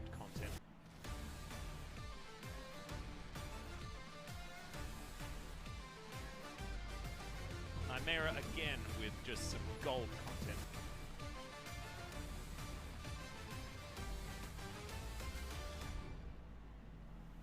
Nymaera again with just some gold content.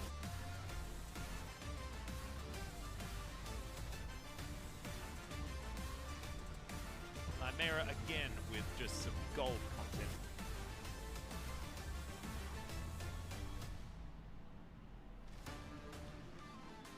Nymaera again with just some gold content.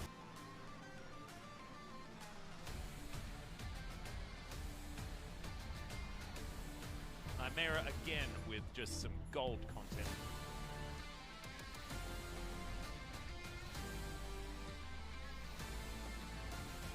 Nymaera again with just some gold content.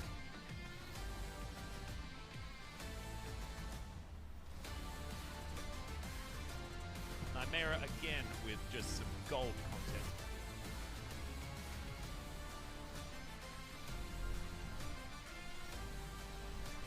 Nymaera again with just some gold content.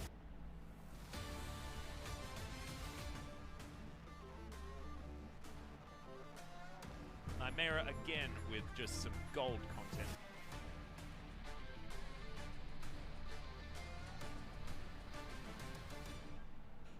Nymaera again with just some gold content.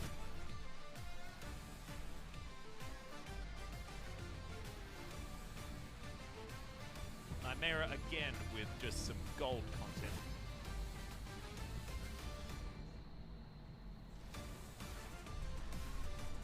Oh, okay, we're back. Hello. With just some I have coffee. I have a dream. Alrighty then. Oh, Hello, everyone. We're going into draft. Fabulous. In that case, goodbye.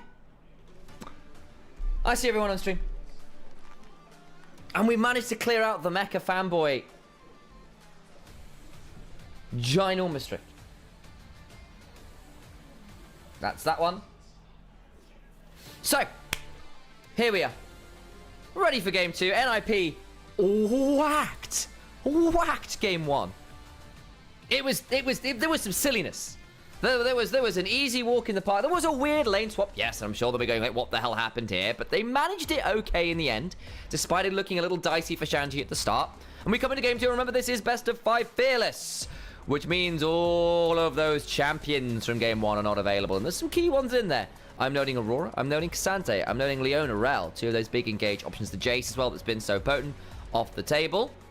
But with the Galio ban from FPX, it forces a Rumble ban on the other side, because the only real counter to Rumble in lane is that Galio top side, so they get rid of it. Varus away from Leave makes sense. The Zyra as well was Aki's only real AP jungler of note. He did not have a great time on those AP junglers, but the Ashe that was banned away very early, well, it was banned away not very early in the second phase last game, gets picked up as a first pick here. They want that instigator, that champion that can start things off. And yes, it's sort of engaged, but it's also the go button. It is the start of a play, right? And that's a big deal. And the HLE game is over. Oh boy, that fast, huh? I know T1 had a fun time against Nongshim as well, but that doesn't surprise me. Those teams were a little bit scary. I appreciate you, that one in chat. We'll turn our eyes back towards draft here a little bit as well. I'll keep an eye on chat, at least to an extent here, just because it is just me and I like to have a little bit of company. But we'll be trying to keep this at least a little bit focused on the games, on the drafts, on what is happening. Nocturne, Jhin, locked in for NIP. That combo should make a lot of sense. Nocturne turns the lights on, or lights off rather. Jhin pulls the curtains up. And whoever is being dived on has a really tough time. You've got some artillery to join in the air support of the Nocturne. The turnaround, though, from FPX is saying, well, we'll take the Orianna away, so Doinby can't play that with the Nocturne, which is a very scary combo. And thinking about picking up the Wukong as well. Of course, Aki, normally the person I think of when it comes to Wukong. But Shadow still in, not been switched out. Not Sorrow playing again. Going to be looking to get a little bit of redemption for that last game. Again, the Szechuani didn't really get off the ground. And it was a tough game for FPX. I don't think one player really was at fault there. But the side of NIP go, well, we see your team fight. We see your set of 3 carries, honestly. The Ashe, the Orianna, the Wukong. That's a lot of good team fight. It's a lot of good CC and zone control and burst and all those good, lovely things in a team fight. Even if you'd like someone who could frontline a little more easily, perhaps. Another ball carrier would be lovely. NIP have gone, well, you know what that Nocturne would love? Some more long-range support. So Maokai ult and Jhin ult and Nocturne ult all flying in at the same time can be a nightmare for FPX to manage. I see the combo that NIP are drafting for. I think they could use a dive buddy for this Nocturne. And probably a little more damage, frankly. But the combo is certainly a decent one. FPX a little bit more well-rounded, a little more versatile. You can play a lot of these champions in different ways, depending on who gets the kills. You can allow different people to drive the bus, so to speak. The bans on the other side. They get rid of the Braum. It is pretty obnoxious for certain numbers of the champions. Jhin hates playing into it. Nocturne doesn't have a lot of fun with it either. And the Maokai just loses because it's a melee matchup. So especially if that Maokai is thinking about going towards the support role, unlikely to go towards the jungle, because of course you've locked in the Nocturne, and mid-Nocturne has not been a thing for a while. They get rid of it. FPX, though, getting rid of AP mid lanes. They get rid of the Akali, which would have been a good dive combo with the Nocturne. And they get rid of the Sylas. They've already got some big ults to steal, and theoretically allows them to lock in some champions that Sylas might otherwise have gotten a lot of value from, particularly as an R5 counter pick. That Luke Skywalker pick. Red 5 is standing by for them to try and bring balance to the Force in the draft alike. But FPX, got a support to pick up. Got a top laner to pick up most likely here as well. The Renata to manage some of the dive. It is theoretically really good into that Rakan, that Nocturne. You can try and just throw down the ultimate and deal with the attempted dive. Is Mel active? Upper? No, they are not. That's a good question though. Doomby bring out the Nocturne mid randomly would be kind of hype, though. I could see him doing it. It is Doomby. That's the reason I'm saying there is that option for that Maokai to go the jungle still. Sheer opting into the Udyr. We're seeing a bit of it at the minute. You do get shoved. I think with some of the item changes, well, like Thimblewinter in particular, has made Udyr a lot more viable again. But wait! Doomby Rise Hack, 450 CS a minute? Is it happening? The Rise Hack is in. Welcome to the Matrix. It's game 2. We're reloaded. That was Matrix 3. Never mind. I've chosen the wrong one. No, was that Revolutions? I forget. The Matrix movie's order. My meme has fallen apart. But it's still Doomby on the infamous rise. For a man who was allegedly unable to lane, the Rise is always a champion where he was able to somehow like acquire CS via teleportation, via hacks, via banking interest. I do not know. But what you can do with it as well, between that and the Rakan and the Nocturne, is have the Rise ult turn up with the Nocturne ult, with the Maokai ult. And you can just turn up out of nowhere with all of this long-range fire support with a Jhin and a Maokai and a Nocturne and make the side lanes, make the players mid-rotations really, really suffer. For the side of FPX, I think for all people back home hoping for something more out of them, they need to be really good on the defensive trigger pull. And you do have counter punches this game. You do have so many tools to punish the engage, the Renata, the Wukong, the Shockwave. You've got tools there to try and make this really tricky if Ninjas in Pajamas pull the trigger wrong. But last game, it felt like every time NIP pulled the trigger, it wasn't even close. The Rift's coming up shortly. There's our team logos. Can FPX make this a series? It will just be NIP putting another nail in a very swiftly constructed coffin. Found the words. Onto the Rift. Let's listen to the crowd.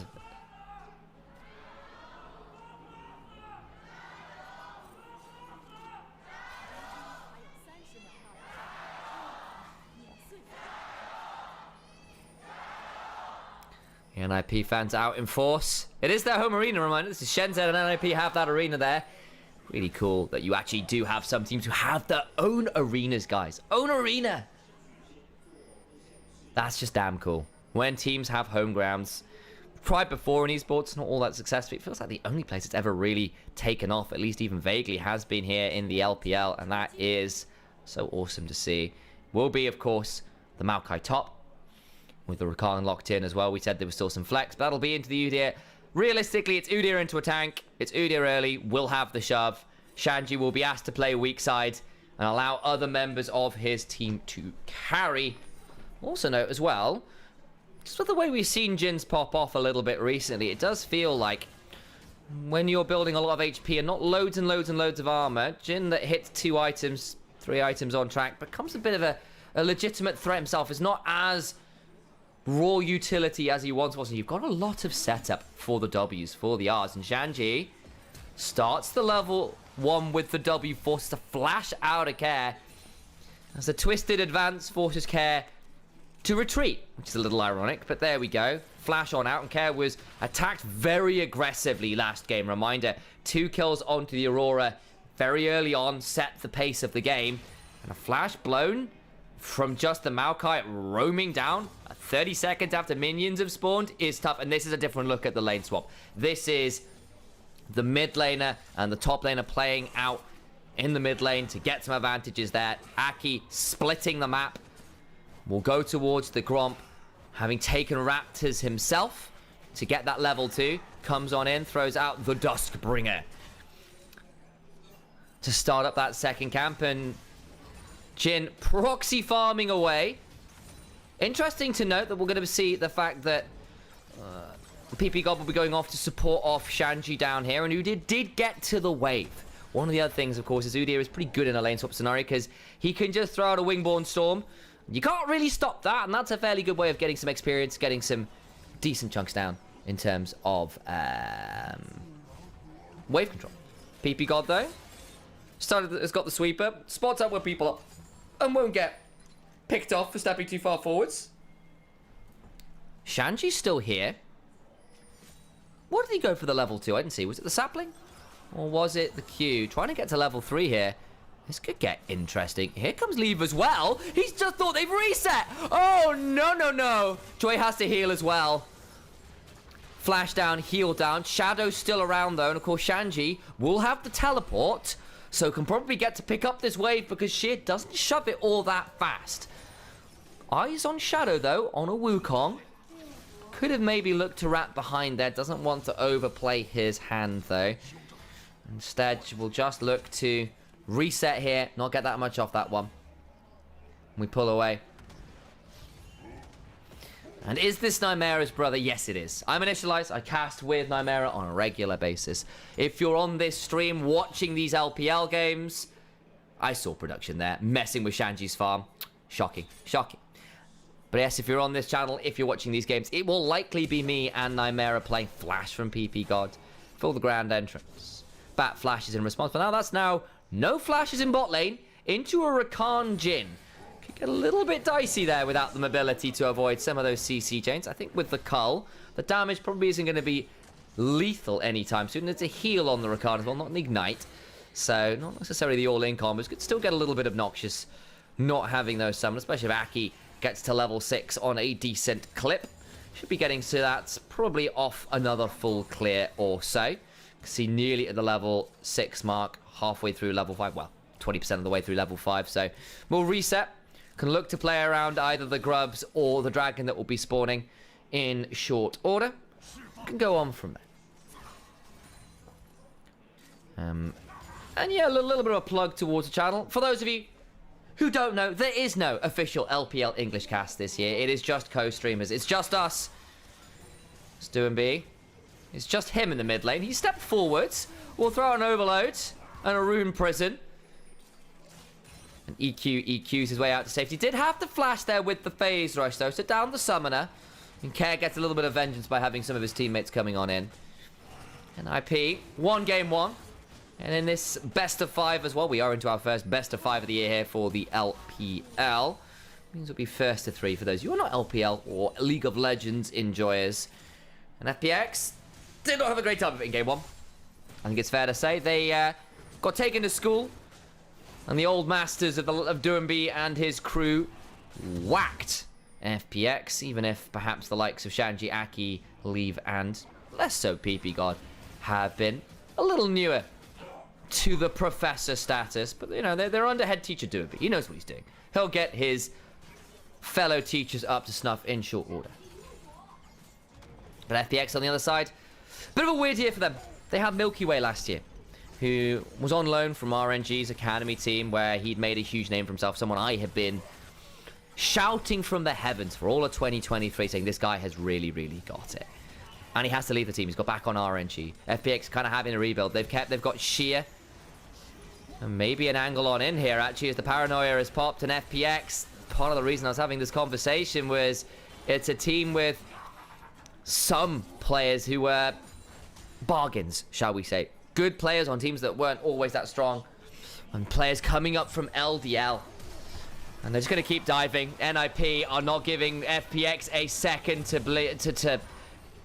second to rest. That's the term I'm looking for. Shadow will clone out briefly. Shanji W's away from the turret aggro, and they can't quite claim the Wukong as well. But NIP pick up 2 kills. They pick up a load of summoners, and back coming up from LDL. Sheer, who was supposed to be this top lane prodigy, was splitting time with Flandre. There we go. Who is having a phenomenal year this year. And people are going, well, why is Flandre playing? Why isn't it Sheer? This guy is so good. Can lane so well. Why isn't he getting time in playoffs? Why isn't he getting time on the Rift? What's going on? And now he's on FPX, and the questions still remain. What's happening with this player? How good can he be? And FPX still got a bit of growing to do, as NIP have come out of the gates swinging this year. The Nocturne level 6 comes on through. They got the Rise ult to dive the turret. More members turn up.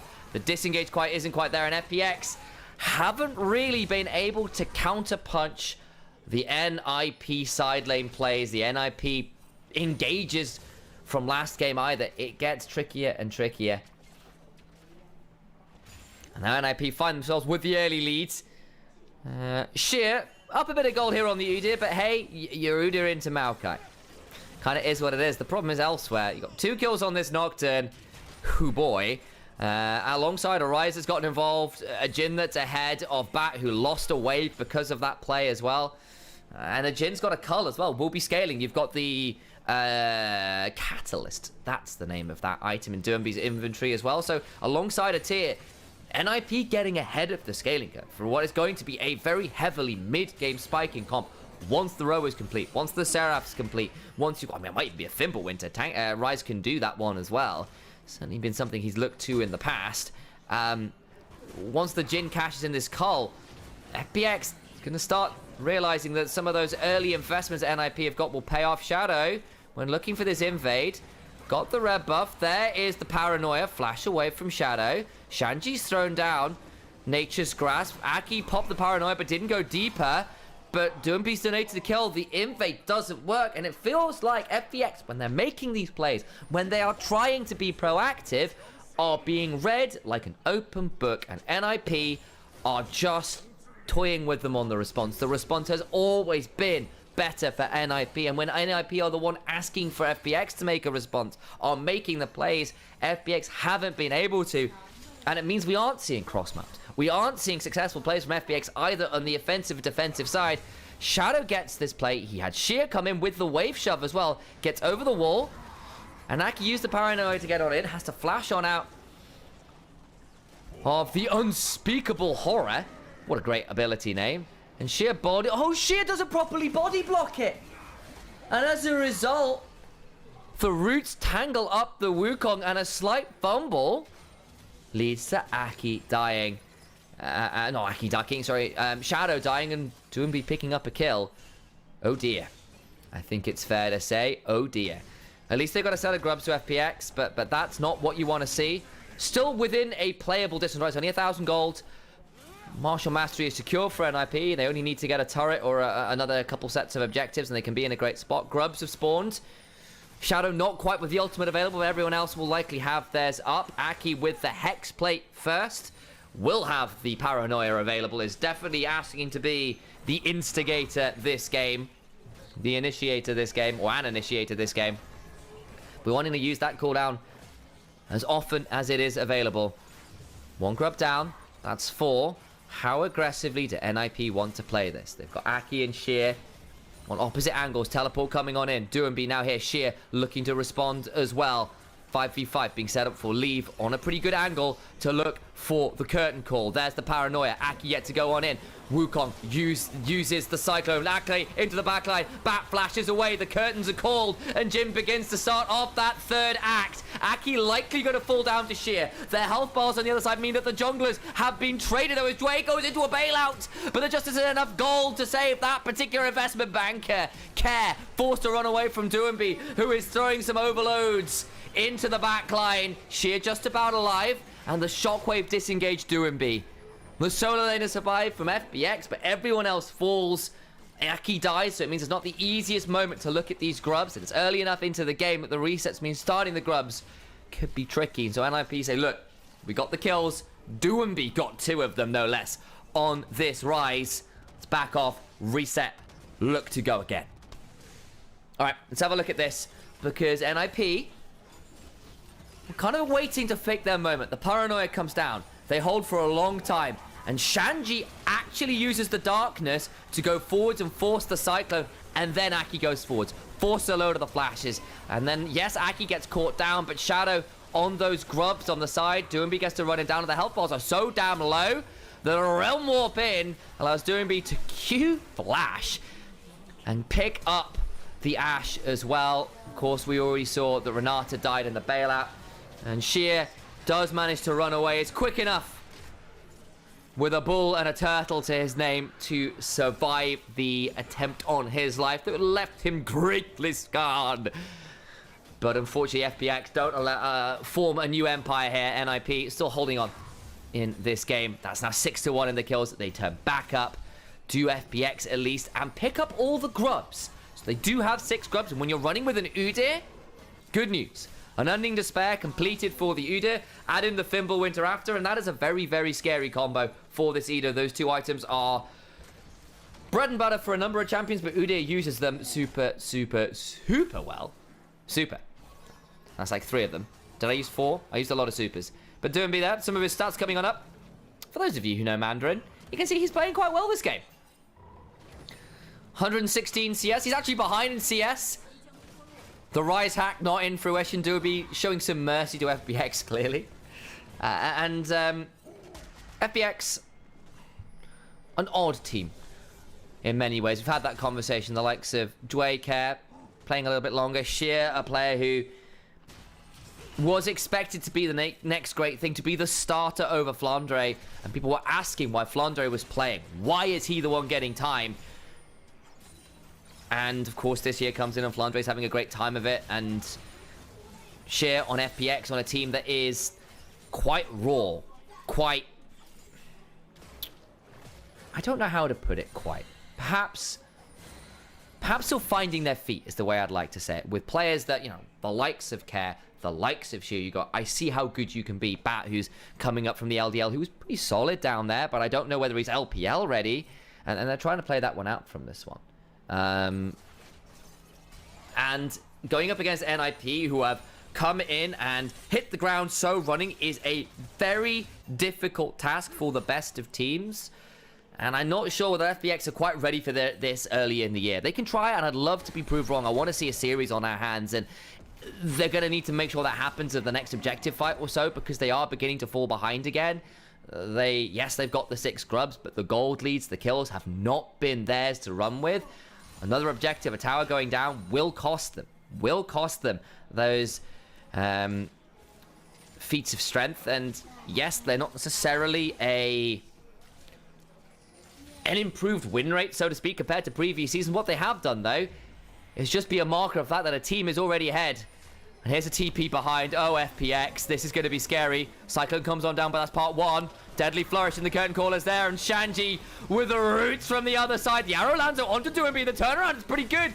But this is still a very tanky Rise. But the hostile takeover and the counter engage finally works. Finally works. FPX have been asking for this combo the entire time. Bat lands an arrow. The hostile takeover comes in. And Doombee's Rise on the 3-1-on-1 goes down. Will come at the cost of the mid lane turret. But hey, FPX get first turret in the top side. And actually, no wave means NIP gonna have to wait a second or two to clear this one out. And how aggressively do FPX want to trade with that? But a good moment. And we're asking, can FPX punch back when they need to? The answer, apparently this time, is yes. TP in again, though. They want to just do this all over again. Rise doesn't have a realm warp. But Doombee being here will look to come and play with Shanji to get these waves shoved. Herald has spawned. PP God pulled out of his grand entrance. There's Aki with the paranoia. Nice handshake from Dre. Yes, the flash and heal are down, but you don't pick up the kill. And those are some big moments. The paranoia in particular is a huge ultimate to be using without getting the kill. Might get them the Herald, though, and NIP may well be happy enough with that. And that would be the 3rd objective and feats of strength for NIP. Care, though, saying, fine, I'll just get a tier 2 down here with my 6 grubs. And Clockwork wind up on an Orianna makes her a better tower taker than a lot of mages might be. Even if she's not always the safest in a side lane, doesn't have an immediate dash, needs to use her QW, that command dissonance, to speed herself up. But if you're using that on yourself and not on an enemy, you're not really getting a lot of your damage curve. Let's have a look at this replay. Because FPX look for this turret, and NIP with the wall behind look to punish. Still, they got a 3v3. Shadow clones away, and the Cyclone interrupts the grand entrance and the quickness. The handshake out prevents PP God getting onto anyone valuable. And Shanji goes on in. Bat lands the arrow. And then the hostile takeover with the Cyclone means that this Rise falls. Does not get to play the game. That's a huge shutdown that the Wukong picks up. And that's really important when you are being asked to be a lot of the counter-engaged threat with the Cyclone. Having you Wukong be dangerous is fantastic. And for me, and I know Jamada and a number of other players and junglers, players and analysts out there kind of agree that Wukong is just one of the best junglers on the patch, possibly the best jungler on the patch, purely off his versatility.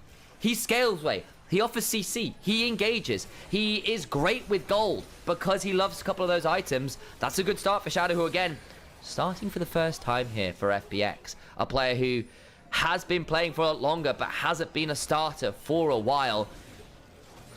Donated a big shutdown. punish NIP, brings the goal back to close enough to even that this dragon fight should be intriguing to say the least.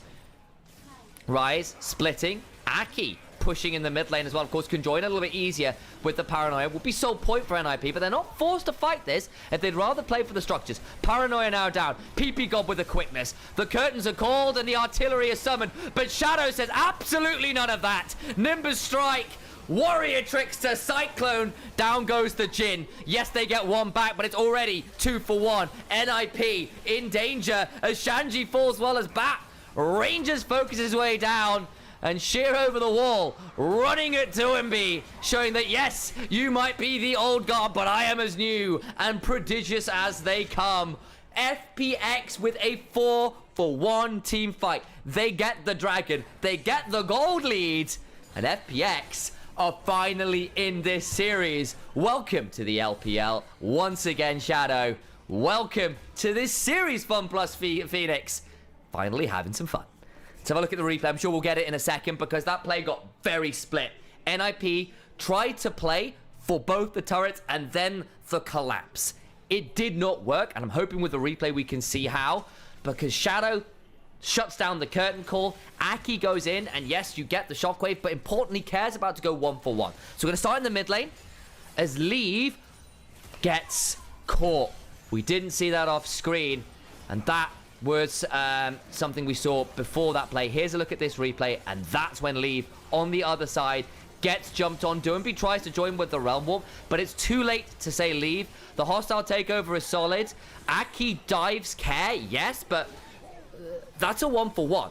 And you've lost so much of your damage, and Bat staying alive, getting to free fire is huge, and Doinby isn't in a position to throw down Overload over after Overload, and we said, look, the comp from NIP is very reliant on all of the pieces hitting in tandem. The coordination does need to be good, and the counter-engage tools are pretty solid from FPX, and this time it worked out. There's the team fight damage.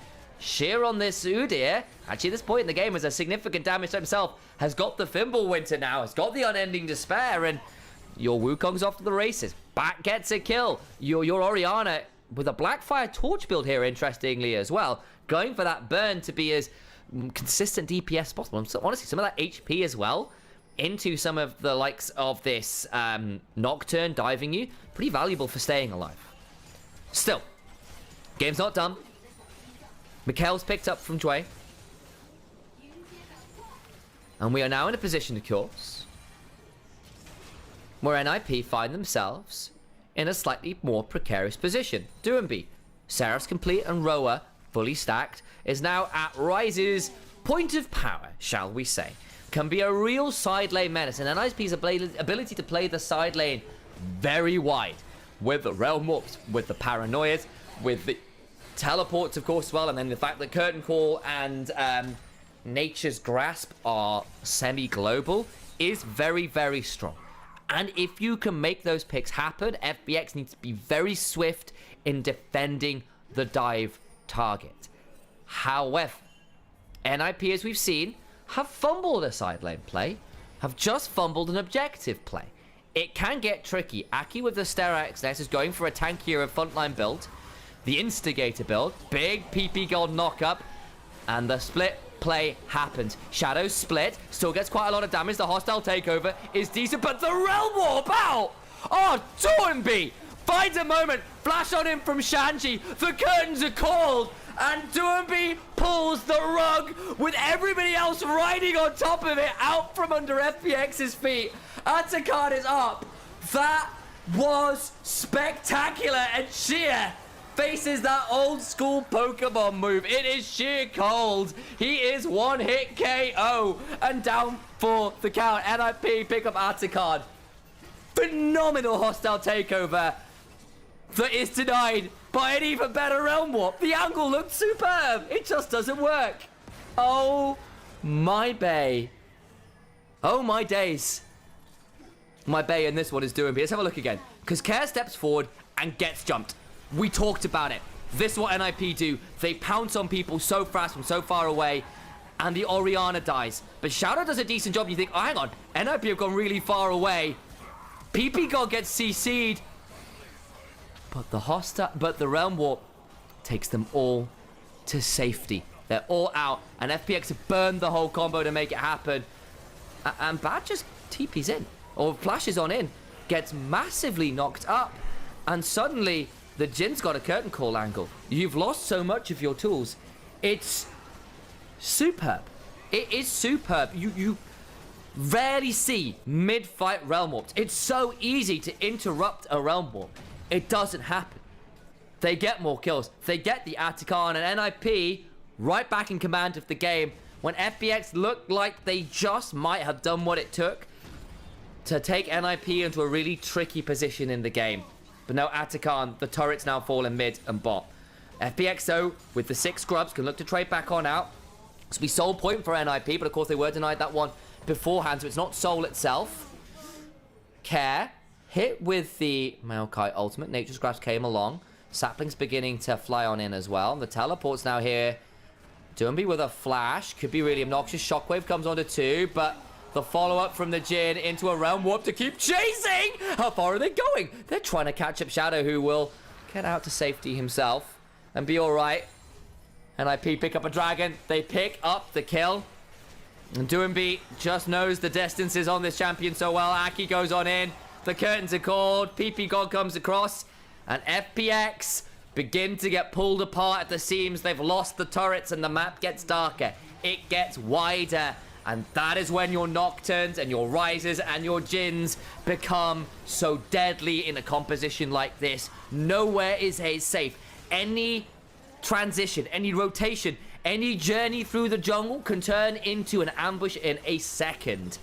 The night is dark and full of Nocturnes. And it is a survival horror game suddenly. And FPX currently are not playing the game that well. The change in genre has caught them out a little bit.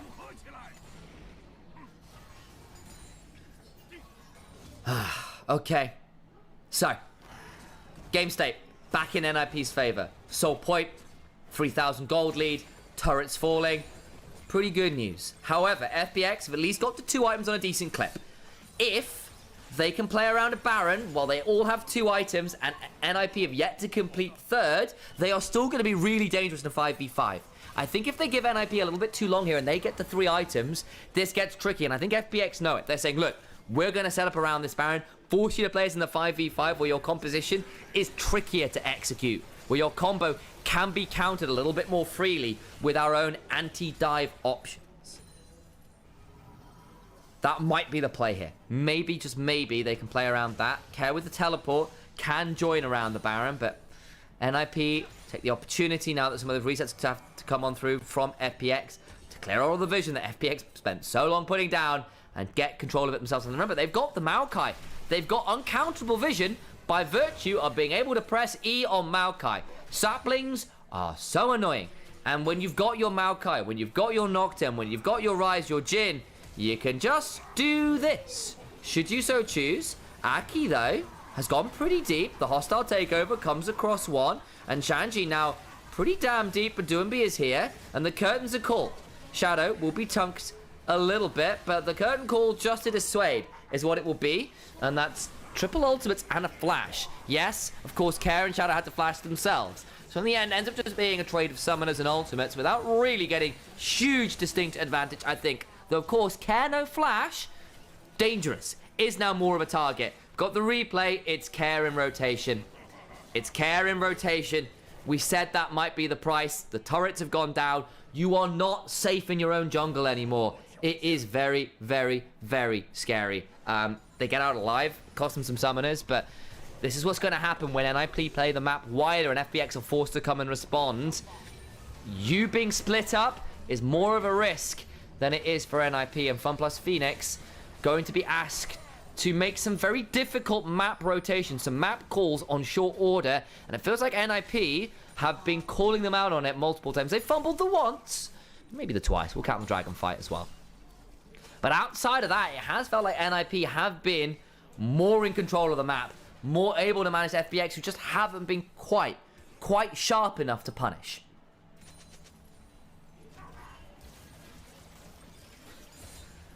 Ah, Bisto. Coffee is wonderful, guys.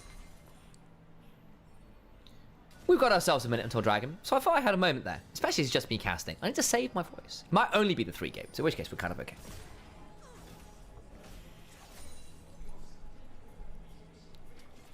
Okay. You know, saying about those 2 item spikes versus the 3. Yeah, the 3rd items have just come on through. Mortal Reminders in. Rise has picked up a full Zhonya's and a Blighting Jewel. So Doomby is really strong because Blighting Jewel is a hell of a component. It is a hell of a component. This Rise is a absolute behemoth in a fight right now.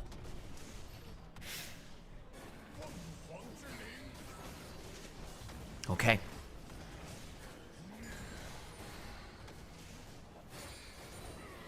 Okay. So.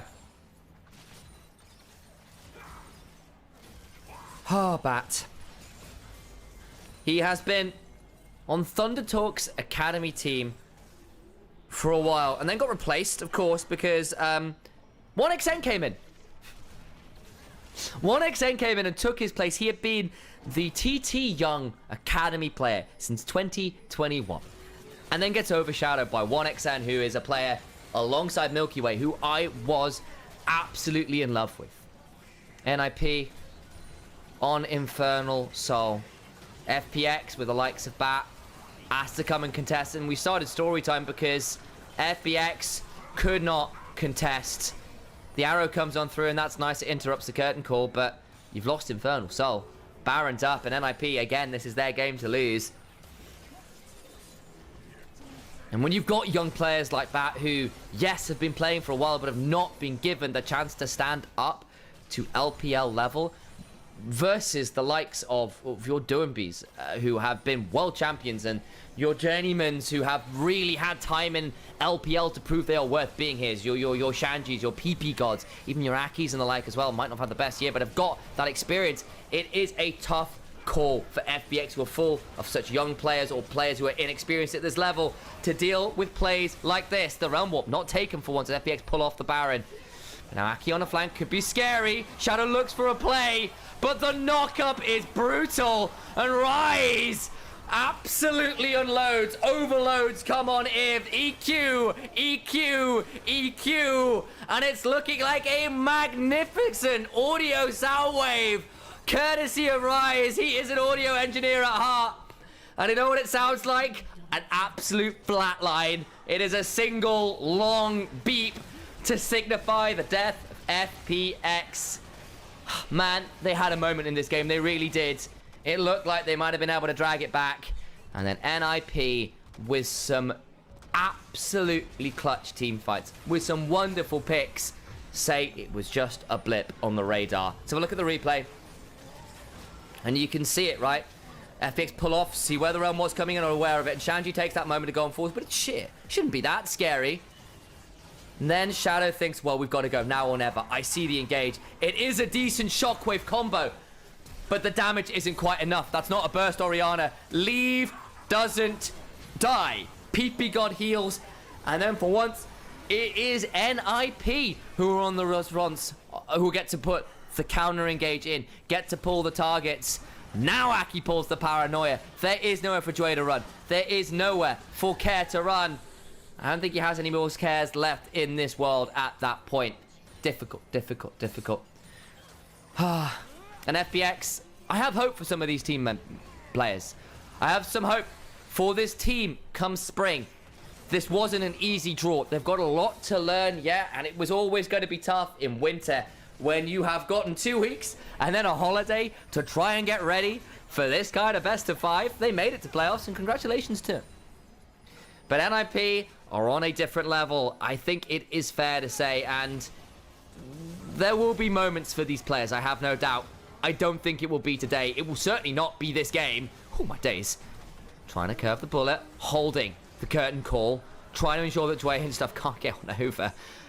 The Nature's Grasp comes on through, and Dwayne hit with the root, but it's just pulled FPX off the towers. Those zone control tools have forced them to cede the front lines, leave the trenches, as the mortar strikes come on through, and it comes at the cost of the inhibitors. With Baron on as well, inhibitor falls in mid, in bot, and the game is over. And in the immortal words of one Archer on, looks like FPX are on the verge of being promoted to viewers. They have been well and truly schooled by NIP so far this game, and it's great for NIP, this team that despite bringing Doomby back, there were some doubts, some concerns, some naysaying, which I think probably had some validity. That basically said, look, Doomby coming back, it's hype, but it's branding. He's not been playing pro for a couple years. He's been a streamer. How many times have we seen pros leave to become streamers, come back, and let's be real, look washed. Shanji and Aki, the hype 2023 OMG duo alongside Cream, that top side that was so cool, so interesting, looked so threatening, and flopped last year. I oversell it a little bit, but they were underwhelming. They were not top tier in so many ways. Did not deliver in the way that people hoped of them. And there were high expectations. A Shockwave combo comes on in, and that gets leave. A last gas from FPX. The bailout's not bad, but now FPX on the backline as Bat is forced to run away as Aki deletes the AD carry. They've gotten rid of the bot lane, though. The problem is this Rise is so annoying, and Shanji just runs at them with Aki. Maybe Sheer can bring down Doomby. The Rise hack cannot stay alive, and NIP, I was about to start praising them. And FPX pull the trigger and hold on just enough to bring it to a 3-for-3, but you're behind, right? And even trading kills is about as good as it gets. Sheer doing his best to run at Shanji, who actually doesn't care at this point. That's hilarious. He's just so tanky. But you've lost all 3 inhibitors nonetheless. You can't end the game right here, but what have you done? I feel like you're on palliative care, FPX. This is end-of-life stuff. It's not a cure.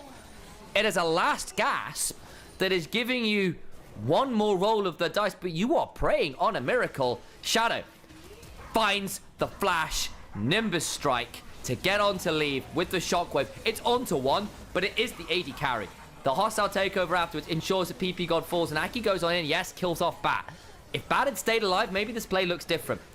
But on the other side, there is enough threat on Doomby to force the Seraph, force the Zhonyas, force him down. And Sheer on this Udyr is still enough of a threat, even on the Udyr, to get the 892 gold shutdown.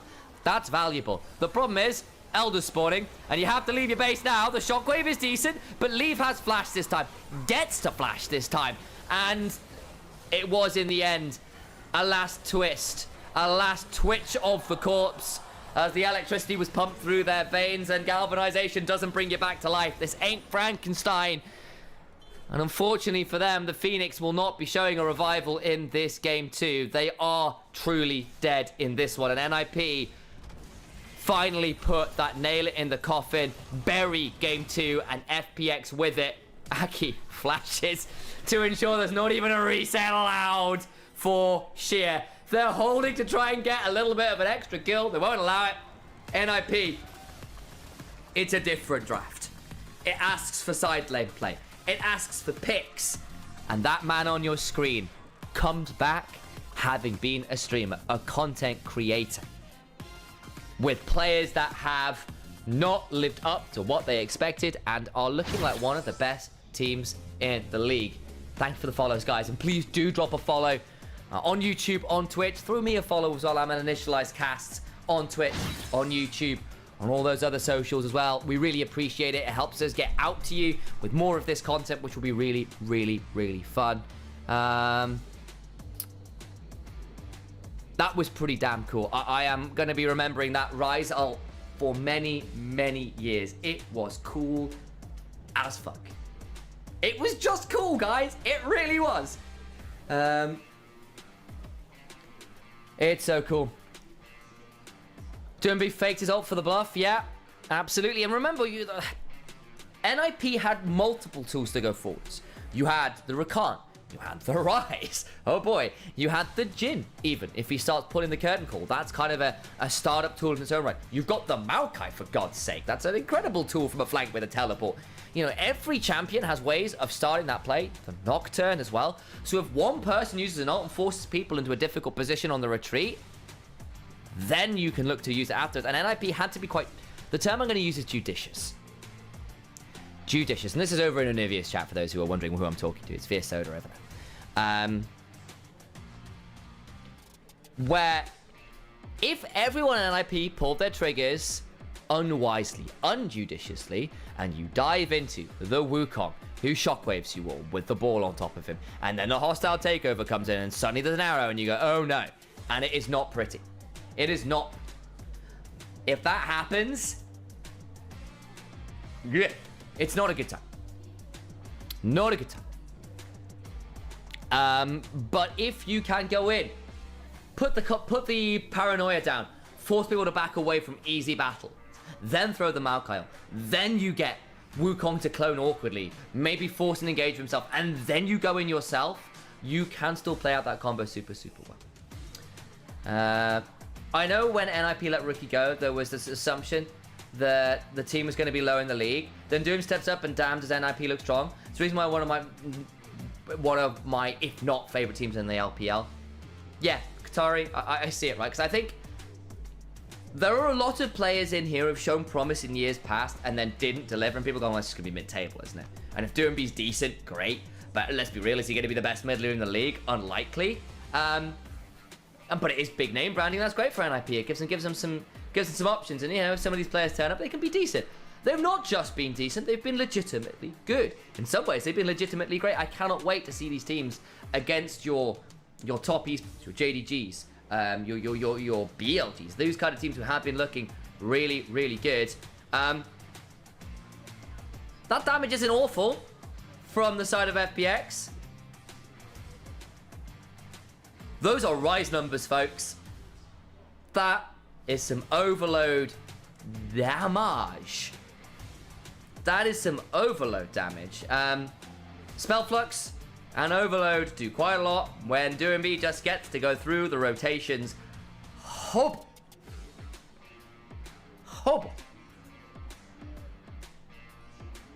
Boring match, says Superman. I know what you mean. It wasn't that competitive, right, for parts of it. I think there was a moment where FPX came back, but what I will say is what we'll look at, you have to look at this match a different way, because I think what you do then is you look at NIP and you look at how well they are playing the game and you take some joy in that and you go, wow, this team is really turning up. Let's turn over the highlights.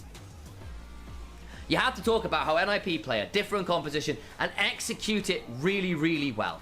And yes, FPX managed to pull like 2 counter punches. It was actually a good dragon fight. We saw a decent play top side as well. But I think there is a different caliber of team. But then the goalposts shift. What you want out of the match shifts. It is, okay, how cleanly can NIP play? And how convincingly can they play these different compositions in a Fearless? And we've seen a team fight comp into a split the map, play pick, play ranged jungle warfare, guerrilla warfare style gameplay, honestly. With everyone catching people out in rotations, catching people out in side lanes, picking your moments to engage. This is quite a hard comp to execute in some ways from FPX, however obnoxious it can be if it's played well. And then you start to have to look at it in a different way, sorry, from NIP. And once you reframe it, I think this is still a really cool game to watch. So, I personally didn't find it that boring, but that's because it wasn't a low level of gameplay. It was actually NIP playing the game really, really well. Really, really well. And Veerstone is acting a little bit like Uzi when it came to Doomby. Yes, that's not a bad idea. Like, Uzi came back and he wasn't awful, right? But was he Uzi? No, not really. Let's be real. Not that Uzi in regular season was ever as great as people thought he was. I think back when Uzi was at the true heights of his powers, he was decent in the regular season, then turned up in playoffs, and then he became a pressure match superstar. One of the most clutch players of all time, and he was always good in the regular season. But you look back to say like 15, when Name was supposed to be the replacement for Uzi, right, in EDG, who was better in the regular season. Uzi was on RNG and was fine, but was maybe not at that level, and Name was the next great thing, and you go, oh, what happens? And in the end, it is Uzi who was the one with the better legacy, who had the better set of accolades, but when he came back, it wasn't that exciting, right? He joined the team and was, unfortunately, for the side of BLG, not what they were hoping for. And then actually, ironically, the year he leaves is the year that BLG are... I didn't see that shot coming through. Oh, no. Nice shot. Nice shot. But yeah, the year that Uzi leaves, the year that BLG become the monsters that we know and love. That team was supposed to be mediocre, BLG. supposed to be a nothing team. And somehow, they were absolutely, unbelievably ridiculous. Yeah, but never won Worlds. No, he didn't. No, he didn't. And I think that will be a crying shame. I think Uzi was capable of it. Some of the teams he were on was capable of it, but he ran into some difficult stuff. Mr. Watts, I love PP God so much.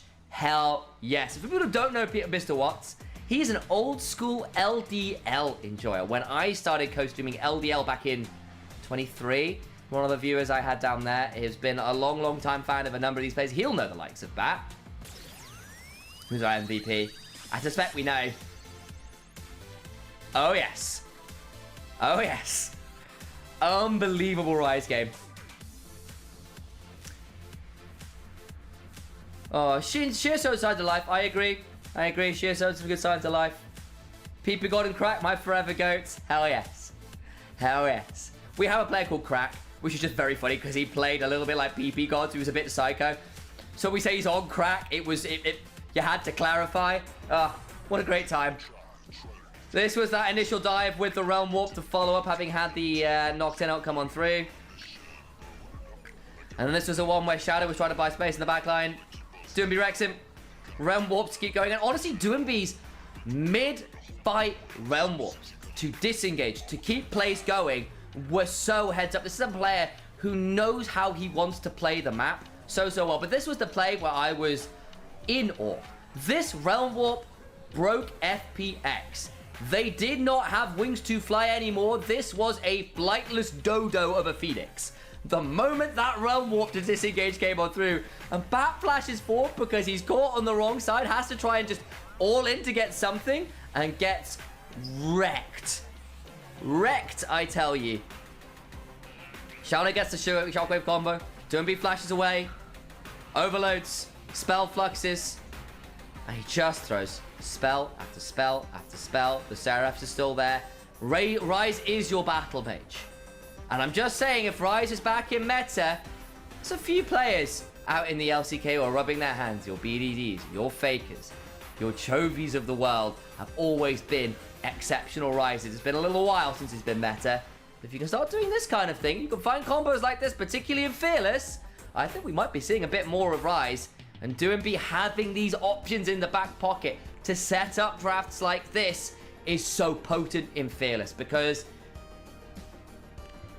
there aren't as many comps where Rise works. This is a draft where it does. If you can prove that you have Nocturne Rise combos, Nocturne Ori combos, Rise combos in general, you offer yourself so much more flexibility in a Fearless draft, because you have champions that are not fair weather, don't work in every draft. Your Cassantes and Rumbles of the world, right? They work whatever the comp is, right? They're just great champions. They win you games by virtue of being really damn good. Interesting, we saw a top lane vote. Shanji had a decent game on the Maokai, don't get me wrong. But that's that. But to follow this up a little bit before we keep going. The fact that you can in Fearless say, I have got a niche draft that is not going to get banned away and can get us a win because it is cohesive and we know how to play it, and it is a strong draft, even if the champions by themselves in isolation aren't strong, but are as a unit, then you have power in Fearless either early on or late in, where all of these important champions are down and people are struggling to put together cohesive drafts. You pull out something like this and you have a draft that still works, where everyone else is like pulling together really awkward compositions. Very, very potent. Very, very potent. And I think NIP with a player like Doomby, with drafts like this could be really good fun. This could be really good fun. Keep your eyes on this draft. I don't think it's the last we'll see of NIP pulling it out, as I have my phone fall on the floor. I had it on the floor because I was looking at Bat. Reminding myself of his history. But we're away. I am going to run some ads because we need to before the next game. Sorry about that. I did it again. I'm using this mouse and we can't use it because it's a laptop. My days. You'd think I'd let. You'd think I'd let.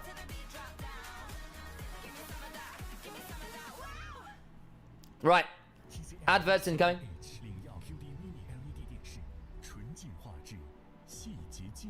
Hang on. Why can't I run ads? Oh, you're kidding me. Did we get ads too early? Oh, boo. When did we last run ads? Oh, no. Man, I thought we'd run that. That's very obnoxious. Well, we'll try and run ads when we can to make sure we don't get this in the game themselves. In fact, there we go. Right, guys. I'm going to run a set of block ads to make sure we don't get ads in-game. That's really key. So I'm going to do that now. I'll turn off the other ads. Right. Pre-rolls disabled. Let's go.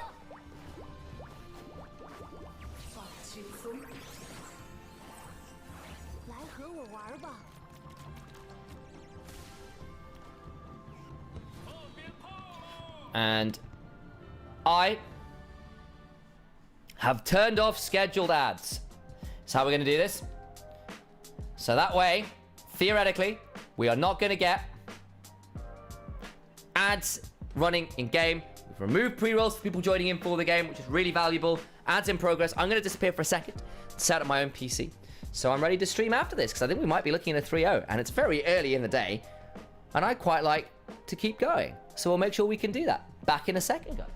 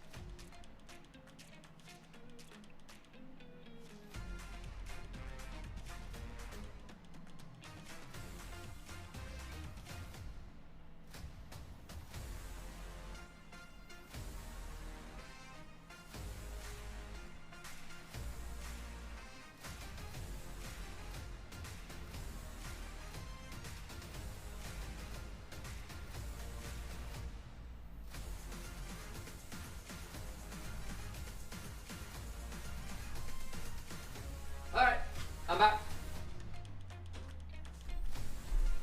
We're good to go. 14 seconds on the ad. Did I win in 2 games? Oops, scored best of 5. Yep, it's best of 5. It is. Doing beat LeBlanc via soda. Fingers crossing for that one. Absolutely. Can I put on a wig? I do own a wig.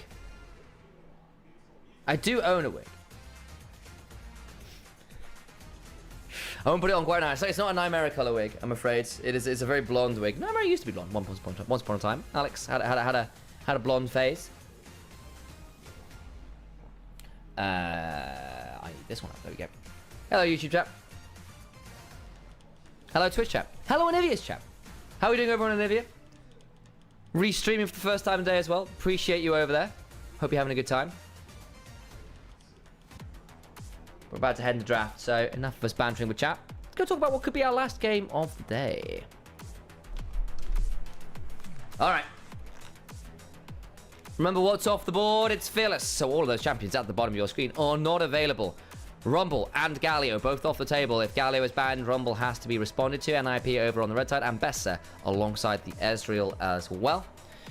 Not seen Ambessa yet today, and I think giving that one over to Shanji, who is a proponent of champions like Cassante and Ambessa and those kind of bruisery frontline annoyances can be pretty obnoxious. Kalista banned out as well. Bat is a player of it, but the Varus is left open. Unlike a lot of those LDL players, like a lot of AD carries in general, it's got a fair amount of time on it, and the Varus first pick is going to come on through. They tried the Ashe last game, and they're putting a lot of pressure on Bat to be one of those instigators. If you can't get the Ashe, the Varus will do just fine with the ultimate, and it's a pretty potent option with multiple ways you can build it depending on how the comps shake out. Shanji Renekton, though, is a classic and gets locked in. There is the Zyra as well. Oh, Shadow. Oh, don't play with my heart like this. It is 15.3. She's gotten buffed. Was famously a bit of an AP weird jungle player back in the day with Shadow, so who knows? Who knows? But that's a swift lock-in of the Karthus, and for those who do not remember Shadow, he was playing back in the LEC in Europe many years ago on Mad Lions. He was a Karthus player back then before it kind of came back around to meta a little bit last year. He has always had champions like that in his back pocket. You've locked in the Varus and the Nautilus. Your pick CC into Karthus pressing R can be pretty damn obnoxious. It's not dissimilar, honestly, to what we saw from FPX last game. Your ability to have the Karthus offer orbital lasers globally can be pretty dangerous on that one. If you add in a little bit more pick CC, your ability to hit that front target and blow them up could be very difficult for an IP to respond. But they've locked in the Sylas early on, but you've already got good ults. Depth Charge, Requiem, Chains of Corruption, all pretty solid ults to steal. None of them make Sylas tankier though, and those are often the really coveted ones, because it allows Sylas to get through to more rotations, allows him to brawl. It's going to be a bit more reliant on getting key targets with those ultimate targets. We'll keep our eyes on that. How did Jun do in GX? Was looking really good. Had a rough last week, but they're still like 4th, something like that. So did really well. Him and Noah were very good, for the record. And yes, indeed, Poltak Topic. Let me try that again. Poltak Topic. We have indeed gone live on Onivia's channel as well. More LPL options for you guys to view. It's really exciting. Glad for you guys to be doing this. Hello. Fabulous to see you all out there. With that restream, thank you for coming and watching us. We really do appreciate it. Of course, Twitch and Nymaera's YouTube. And, of course, the Onivia Highlights channel as well, doing some live stuff there. It's great fun. Draft from NIP, they're locking a Sivir. What this actually allows you to do now with Ryze, with Sivir, not Ryze, with Zyra, very different name, you can play Disengage pretty well here. And actually, if you steal some good ultimates from the sides, actually Buster Shot as well to Disengage as a potential option as well. FPX are looking for these picks, not always going to have the easiest time of it. Care, long-time Tristana player, actually was pretty good on it last year, I think, from if memory serves. Maybe if Nymaera's in chat, he might remember a little better, but my memory of Care is that he was a pretty solid Tristana player, and with the Karthus behind you, you can play out side lanes really aggressively, because you can jump forward to trade, and you can have the extra man in your back pocket with the Karthus ult. I think Ornn as well gives you a really nice team fight now. You've got double AD carry with the Karthus pressing off your AP damage. Great pick in terms of the Ornn, in terms of the Nautilus, in terms of the Varus. And NIP, realistically going to have to play moving backwards quite a lot. But yeah, G2 blasted GX. There was that. Correct. Nico locked in. Now, Nico's an interesting one, because generally speaking, when we have seen Nico, it's been with the likes of a Kalista. Lane dominant AD carries, and preferably the Kalista in general, because when you go in, you've still got rooms to get pulled. You've still got rooms to get pulled out. That's not going to happen this game. You've got a little bit of tools to come help you get out. Zyra ult might be. The Sivir ult to either speed you up or get you out can be pretty valuable. But you are still going to have to do a lot of your own stunts here.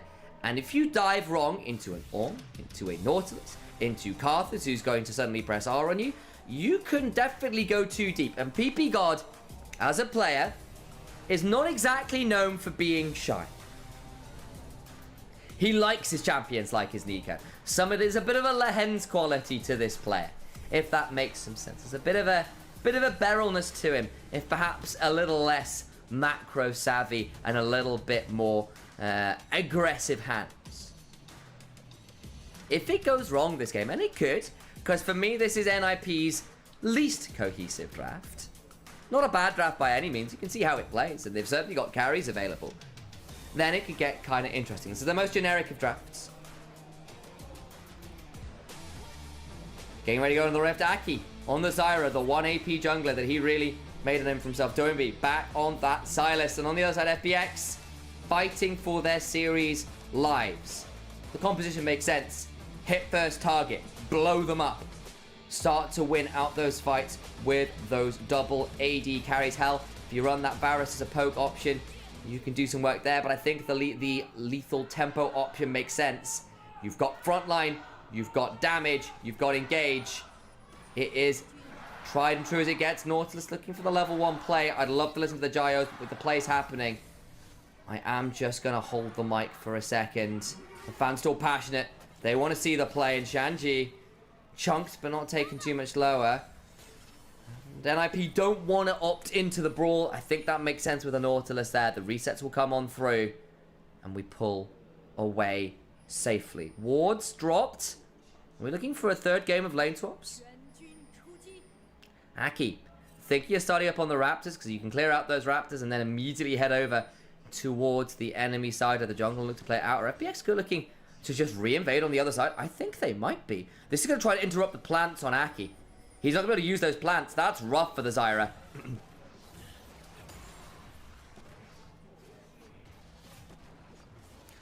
Well, lane swap secured. I'm going to take a quick drink of water because I need to.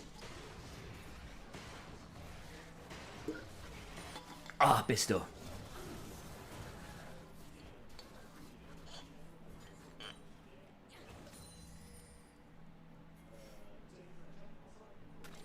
That's a quote from Hysterics.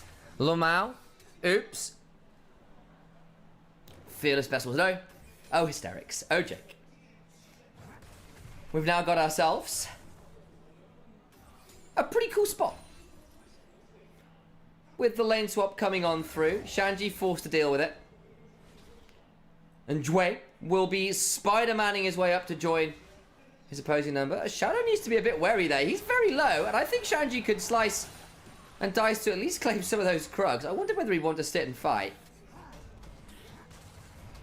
But not going to happen. And interestingly, it was Bat and Sheer that were asked to share the XP, and Jue was not, went mid lane instead. Teleport towards that bot lane from Sheer, who's level 2, but there are 3 members down here, or not the easiest to dive. Flash on forwards, gets on to leave, gets an auto off. The boomerang blade comes flying across, missed the grasping roots. So there will not be anything else as Leave gets knocked up. Takes a bit of damage there to Sheer, will back away. Aki's still around though, and with the plants you can be really obnoxious about stopping backs just by basically pressing QW. It's really annoying. And Shanji trying his best to be useful topside, get to that level 2. Sheer back to the lane. Still has level 3. Throws on a Volcanic Rupture onto PP God, but he's not taken turret aggro yet. Nice charge though. The heal comes on through, and the dive works out. Turret is scary, but not scary enough to dissuade the dive. Shanji has to flash away from the dredge line, but does survive going down himself on the other side. Alright. Game state. Favouring NIP slightly. They're the ones who come away with the initial first blood, but Shadow's been able to farm his way to a lot of early stuff, and over the wall with Jue. The thing is, there's a ward in that Raptor bush. I believe it's Doombees. What a smart ward. Raptors respawn, Shadow will pick it up, and there won't be any flash onto the Silas for now.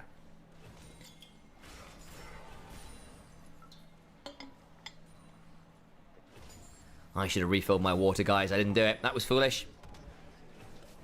Foolish, I say. PP God, can you count the minions? Can you count the minions? Care, are you taking care? No. Fine. Fine. Tangle Barbs are buffered well by the W. There's a rocket jump away.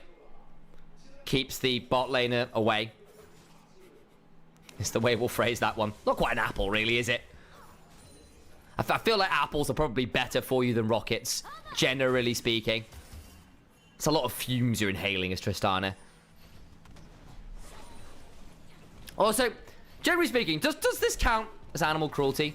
You are forcing a dragon to be a weapon of war. Like, you're just holding it up and squeezing it to force it to breathe fire at your opponents. Like, is this correct, chat?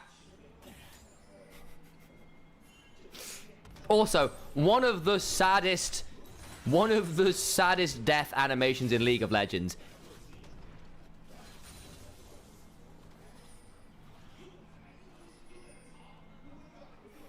We move back over. This FPX might be caught in rotation a little bit here. Chwei hit with the tangle barbs into another bit of those root, but nice buffering with the dredger. Not that much damage as yet, so don't overplay it. And PP God turns into Sylas. And Doomby steals the Ornal. And honestly, we didn't really talk about it too much. Ornal is really nice to steal. And Sylas has a great name for it. Myself and Alex came up with the name of Call of the Forgery God. When Sylas steals that ult, flash, stretch line. Is flashed away from Aki. The turnaround now from PP God. Misses the tangle barb, but throws out that empowered auto with the shape changer.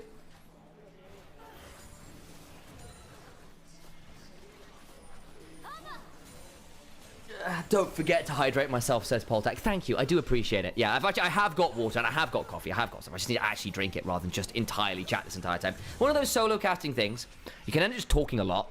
And I do that anyway. I'm a very talky person, guys, if you figured that one out. I'd be surprised if you hadn't. Hook. Oh, dear. PP Gods. Should be fine. Follow-up damage isn't that great, but Shadow will pick up a Dark Harvest stack.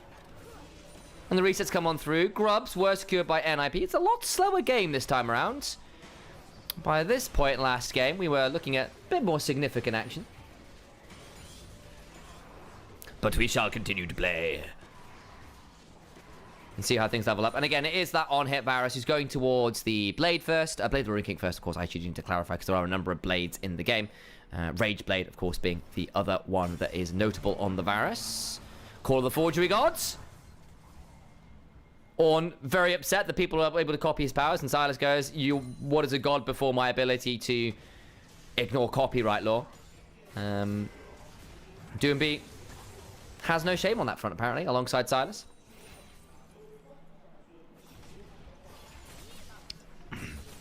And the dragon is not real, apparently, so it doesn't count as endangerment of animals. Fair enough.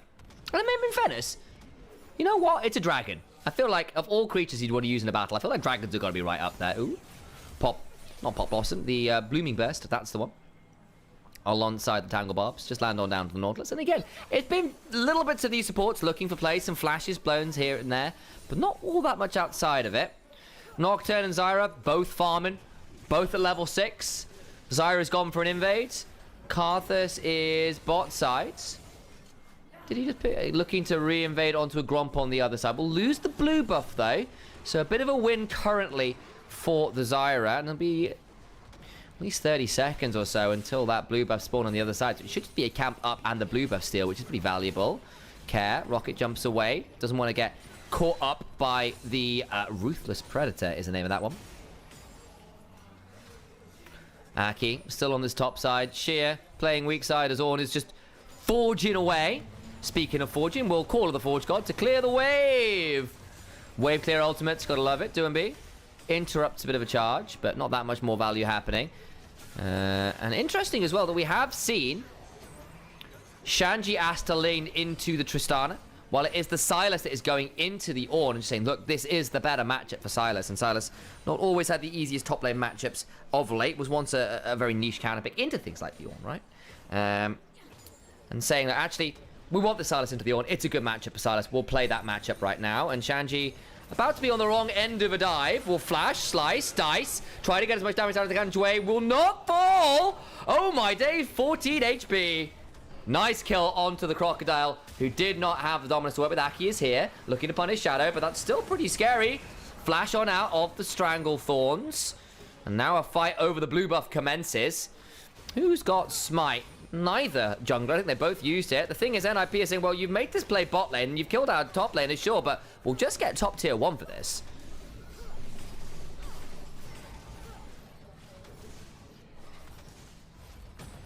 And that they do. Leave has donated it. Gone towards the Cull again. Had the Cull on the Jhin. I had a good time with that one.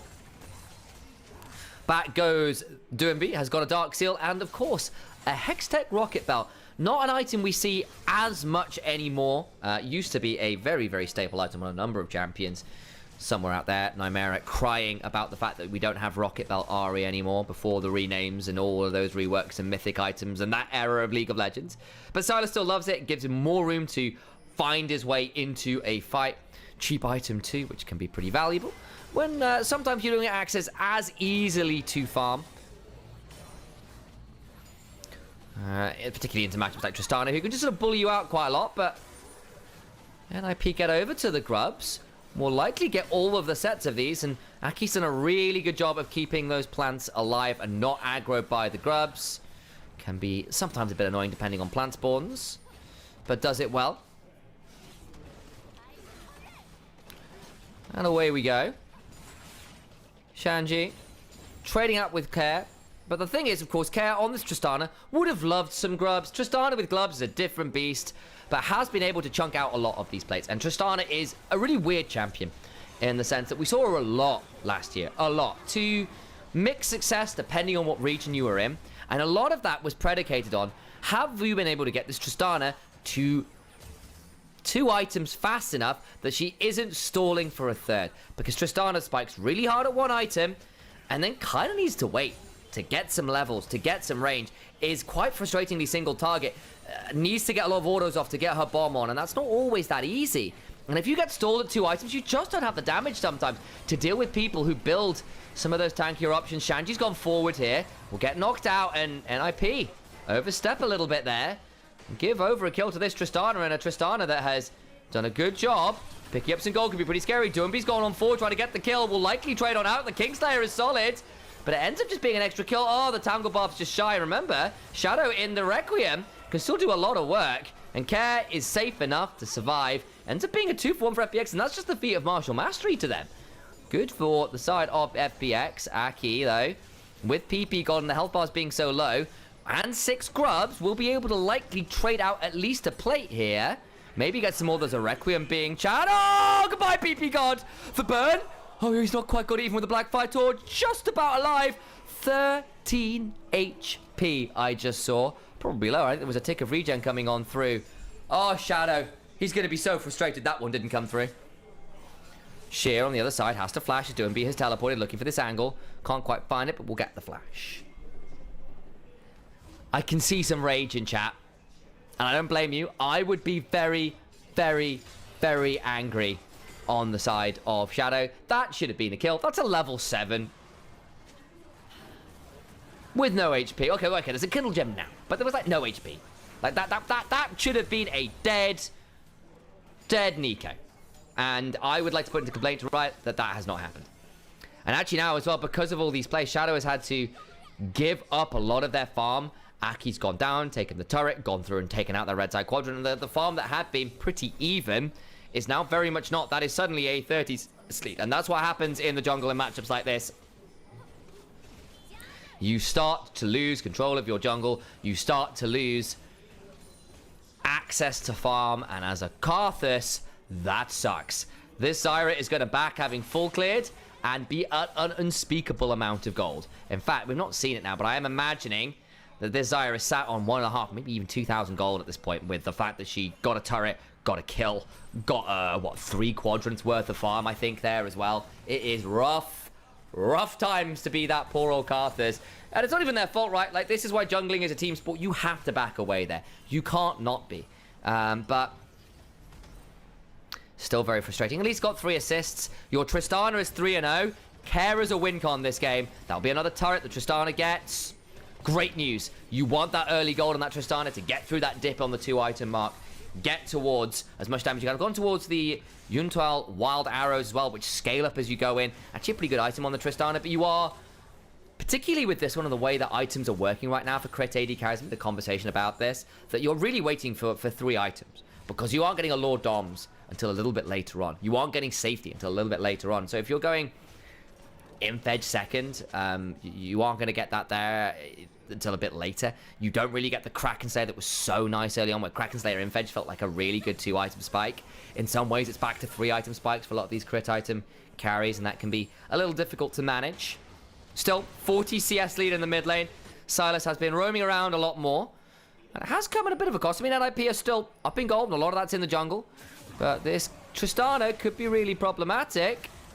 Look who's a roaming. Here comes the Sivir with the ultimate, and Sheer goes down. Shanji picks that one up and is a grateful recipient of the kill, as Leave pressed on the hunt to join the team.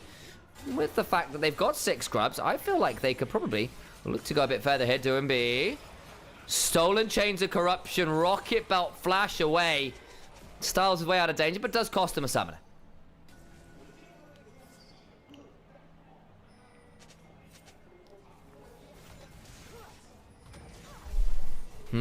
Okay. And as you said, Leave has got a wave, has got 6 scrubs, will force a teleport. That's half the turret HP. Just walks on out. Ornn's there. I don't think it's going to force anything else. Flash for the flash read on that massive turnaround. The Buster Shot out of the Pot Blossom. And Zyra is here. At least gets one back. Oh, beautiful moment. It looked great. That Buster Shot on the Pot Blossom. Care, take your hat off. But Doombi is dead. Aki's had to burn flash. Yes, you lost your support, but the damage in many ways is done, and the Herald's just spawned. How much do they want to fight this? You've learned a lot of summoners. I think FPX is going to be in an okay position to start this one off, personally. They certainly are for now. Bat, still full HP. Got a Blade of the Rune King himself. This will be a really good way to break that mid lane. And when you've got a Sivir, when you've got a Zyra, the wave clear can be a bit obnoxious to break. Let's have a look at this one. So Doombi gets red on the Abscond Abduct. Aki flashes out of Thresh. And actually, Doombi ends up body blocking it for him. PP God forced out of that ultimate with a wicked Buster Shot as well. It means that they do end up going one form, but the kill onto Doombi is pretty valuable. And of course, getting that kill on Bat feels really nice, keeping your Varus in this game. Aki onto the Dragon, though. Could be pretty good. Turret secured in terms of feats of mastery for NIP. Kills secured by FPX. And it's the first time, really, that they've been the ones who've been leading the way when it's come to starting off a lot of those kills. Leave. Nice spell shield, but Care jumps over the wall with the rocket jump. And an explosive charge alongside a Requiem. Ensures a kill onto the Sivir. Had nowhere to go. And NIP get a decent knock-up with the Stranglethorns, but they just can't run far enough. Care flashing, trying to get the last auto. The plants, not quite enough to burn. Finally gets a shutdown on Care, but the damage is done. That is 3 dead in the blink of an eye, and 2 of them went to that Tristana. Pot Blossom isn't bad, but the turnaround is super well buffered by Sheer using the Bellows Breath to ignore the CC. Sheer tries and gets one back. That's Bat down. Has got a lot of healing, but just doesn't have enough in the tank. Shadow stays alive, picks up a kill. And now 8 stacks on the Dark Seal. Oh, Aki had been trying. He had gone so far ahead in this jungle matchup. Had gone for the Shadow Flame to really abuse the fact that he was the one with the lead. But this play goes wrong. PP God on the Nico is not that tanky. They see the Herald coming on down, and then Jway forces the spell shield on Leave, and the team is split, and Care jumps. And without the Sivir, the fight gets ugly. That teleport ain't pretty from Doombi. He's just another person on the chopping block. You think, imagine if Leave was alive with that Stranglethorns and throwing Ricochet throughs. It looks so different. That blue trinket initial bit of vision gives space for the last auto, but the plants still follow up. And then at this point, they really want to hold this turret. And Shanji thinks, well, maybe I can play. The health bars are pretty low. There's a Pot Blossom available. But the CC onto Shanji stops him getting through on a good timing, forces him to flash, and then use the Ruthless Predator to get onto the Varus. Great hop from Care. Buster Shot back, but is buffered well by the Rocket Belt. And Care falls. Doombi punishes. Big moment, and a shutdown going to the Sylas. And NIP still actively with a gold lead, by the way. Despite that play, they are up 2,000 gold. A lot of that's off turrets. A lot of that's off the fact that this jungle is up so much. 2,000 gold nearly in the jungle, mostly off farming kills. Aki holding down that line alongside some good stuff from Leaf. Let's have a look again, because that turret is dead to right, and Care is just like, I want to try and hold this best I can. But the thing is, that turret is a placebo, right? 2 autos, even without minions, brings it down. And the Buster Shot isn't enough to disengage the Rocket Belt Zyra, who basically Rocket Belts through the Buster Shot, and the wall behind as well means there's not that much far you can get away. Trist shut down twice in a row. I think so, but I'm not actively sure, because I think Trist was 5 and... I think so. I might be wrong. I thought with the 5 and 0 there was enough of a shutdown that Trist still had it. But maybe I was wrong. As Karthus disappears from this mortal plane. My days. Nico hits him with the Tangle Barbs. And Karthus ain't fantastic if he's hit with CC, as we see. Just playing with the passive, guys. Cogmore strats. But reminder, that was at a card up, and NIP can head on over, and there's no smite. FPX going to be obligated to fight this. Cares here, he's a lot of the gold, but Doomby, splitting with 6 grubs, will take this tier 2. And despite FPX, the on-screen stuff, the eye candy, has been good for FPX. They've been trading pretty evenly. This gold lead is still extending. A lot of this, it's the resource acquisition is just better. Aki has gotten more CS. The AD carries have gotten more CS. And the turrets going down as well with these grubs is problematic. Yes, you've got a win condition in this Tristana, who's picked up the Infinity Edge second. The burst is brutal with this Tristana, even if the DPS perhaps not as high without having a little more attack speed. But got a Rage Blade on your Varus, got an Infinity Edge on the Tristana, they can still be win cons. The problem is, Doomby's still at 2 items, still enough of a threat to be obnoxious, and you've still got this Zyra, who's just picked up the Verdant Barrier to make it harder for her to pick. You've still got this Sivir, who is farming really well, is still scaling incredibly well herself. Reminder, Essence Reaver, Yundao Wild Arrows will do a lot of work as this game goes on, as we look towards, I think, what will be an Infinity Edge third as well. There's not that many armor builders as yet. There will be eventually, of course, but hey, you've got yourself a Black Cleaver and a Liandry's on your top jungle from NIP, so you're not that obligated to buy armor shred and HP killing items as yet, even into the Ornn. Not quite yet. I'm sure there will be a Lord Dominic's Regard at some point in this build. And again, I will still see, I don't think NIP's draft is as cohesive. It's not as singularly themed as the last 2 were, and I think FPX have gotten a slightly more cohesive draft, right? Double AD carry with pick, with Karthus able to follow up. You can jump on someone like this Sivir and blow her up. The team fights are theoretically easy. But it's not like NIP don't have tools, and they've certainly got carries with gold. FPX are going to come and play this one. Call of the Forgery God. Doomby forces like every flash under the sun, but the Pop Blossom is awful! There's nothing for it to grow in. It's a 1-for-1 right now, but then Care starts firing, and they lose the Sivir, they lose the Nico. Yes, you've lost Shadow.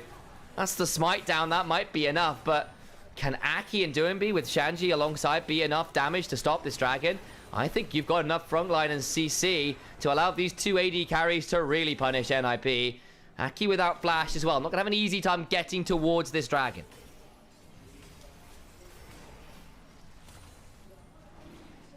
But slowed by the Ocean Dragon. Remember, the Ocean Dragon slow is really, really obnoxious. People forget how obnoxious those slow on autos are in this dragon. But FPX just say, we can't fight it even with the man advantage. We don't have enough to deal with the smite and enough of the front line. So down it goes. The resets were available, and they just say, no, we have to pull back. Let's have a look at the replay. Because FPX force their way in. Hook lands onto PP Gods. And then Doomby has a killer ult. It forces so many flashes. Sheer flashed out of the Pop Blossom, having immune the ult with his Bellows Breath. That is, however, a great pick from PP God onto the backline of Shadow. But the problem is, it leaves you overextended. It leaves Leave in a really difficult position. They lose 2, and you're thinking, well, okay, we've got Nautilus Ornn. Surely we can play this one out. But if they go too far forwards, the counter-engage with the Zyra is still really obnoxious. Chwei, Spider-Man into safety, but there's a stolen depth charge. Puts Chwei into danger, and Leaf gets that one. PP God, Zhonya's, over the wall goes K. He's down to half HP himself. Shanji looking for an angle. Doomby also looking for an angle. And that means Shanji to the backline on the Renekton. Buster Shot alive, keeps Care. He's got the Honey Fruit, keeps himself alive, and Bat will get 1. The problem is, your double AD carries aren't there to play, and you lose 3 members because your backline was dealing with the Renekton. And that's Atakan. Surely it's Atakan. There's no smite. And there's no frontline either. Your AD carries would have to pull off a miracle, and FPX get pounced on. Let's have a look at the replay, because it happened in the blink of an eye. Dway gets jumped. Looks for a moment. Gets CC'd. Decent buffering, but then watch Shanji in a second. Leave has a great angle over the wall, and the chains of corruption do land. And you're thinking, excellent, we can punish. But the Zhonyas make the Nico a lot harder to punish than she once was. And on the other side, Care lost half their HP dueling with Doomby. And Shanji, with a flash, slice, dice, means that Bat and Care are not dealing with the other side of this fight. Yes, you got the kill, great. But you've lost the rest of your team doing this. Care kept himself alive, got to the honey food, and that's all well and good, but the front line ain't frontlining at this point, and PP God has been pickable for a lot of this game, but that stopwatch, that arm guard was really, really valuable. Of course, won't have Zhonya's for a little bit. Gold income on a support, not that high, so that can be problematic. And it is only second Drake, but it is also 3,500 to 4,000 gold lead, and a third item on this Sivir, who has an Infinity Edge, and a fully stacked Wild Arrows, and an Essence Ring. And a Zyra that has gotten to build a Medjai's 4th. Happy enough to sit on the Verdant Barrier. This Zyra is going to be so annoying this game. I cannot begin. Over to the Baron they go, and FPX have to force into this. It is not going to be fun. I just don't know whether they can. You've got a Sivir and a Zyra. This will die. Hell, Silas ain't exactly low DPS either. If he can swing through the rotations, can be a bit mana hungry, but I think it's just gone. Baron's dead. Care will trade out with a tier 2, but they say, look, we don't want to fight. We just want to get as much gold as we can and play out with that. And especially the problem is you've lost Atakan too. You don't realistically win the Baron fight. So you have to trade out where you can, but now you've got Baron and you didn't have mid lane shove, and you still got Atakan withdrawals to work with alongside this Baron. This shove could be lethal. Picked up a third item on Barrett, he's got a wit's end. You've got 3.5 items on Care.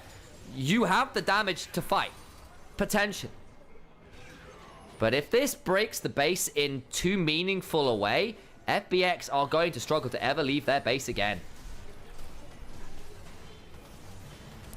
Call of the Forge Guards. Sorry, Call of the Forge Guards. On the other side, PP God goes in and Karthus dies again. They cannot keep this Karthus safe. Shadow is a Shadow again. Is forced into that Wraith form, doesn't pull the ultimate, doesn't want to waste it. It's still on too long a cooldown to think about popping it early, especially with the withdrawals available. Wants to try and hold on to it for a last gasp defense, but that's inhibitor number 1 down in the mid lane. Inhibitor number 2 with 6 scrubs, and Baron falls in the blink of an eye. And Ninja's in pajamas. There's nothing ninja about this. This is a battering ram to the front door. This is ninjas in the sense of like the Teenage Mutant Ninja Turtles. This is ninjas in the sense of like Shen. Like very visibly obvious people who don't care about being very bold and brash. And I see Nymaera in chat. By the book, guys. If you're a Nymaera sub, and there are a few of you now today, after that Mecha Fanboy 100 sub bomb. Thank you for that, guys. You can throw the by the book emote in there as well. Look, if they murder all the witnesses, is it not stealth? I'm not going to have this argument with you because that leads down an ethically very dangerous road. Oh boy. Okay, so Dragon spawns in 5 seconds. And we are about to find our way towards Tristana desperately shoving away. Needs to try and hit 4th item. And in fairness, Care at level 16 with the Draw a Bead passive. If you've gotten this Lord Dominus regarded as the 4th item, if you get free time, you will destroy people. But I just don't know how easy it's going to be. Chains of Corruption land, stolen from Doomby. Shadow just about alive this time, but it's just not being able to stay safe. Good rocket jump away, but Doomby's gone golden. The tower falls. Call of the Forge God summoned across the backline, but PP God will force the Searing Charge away, and the inhibitor falls regardless. And NIP now down every inhibitor, and about to lose Soul Point as well.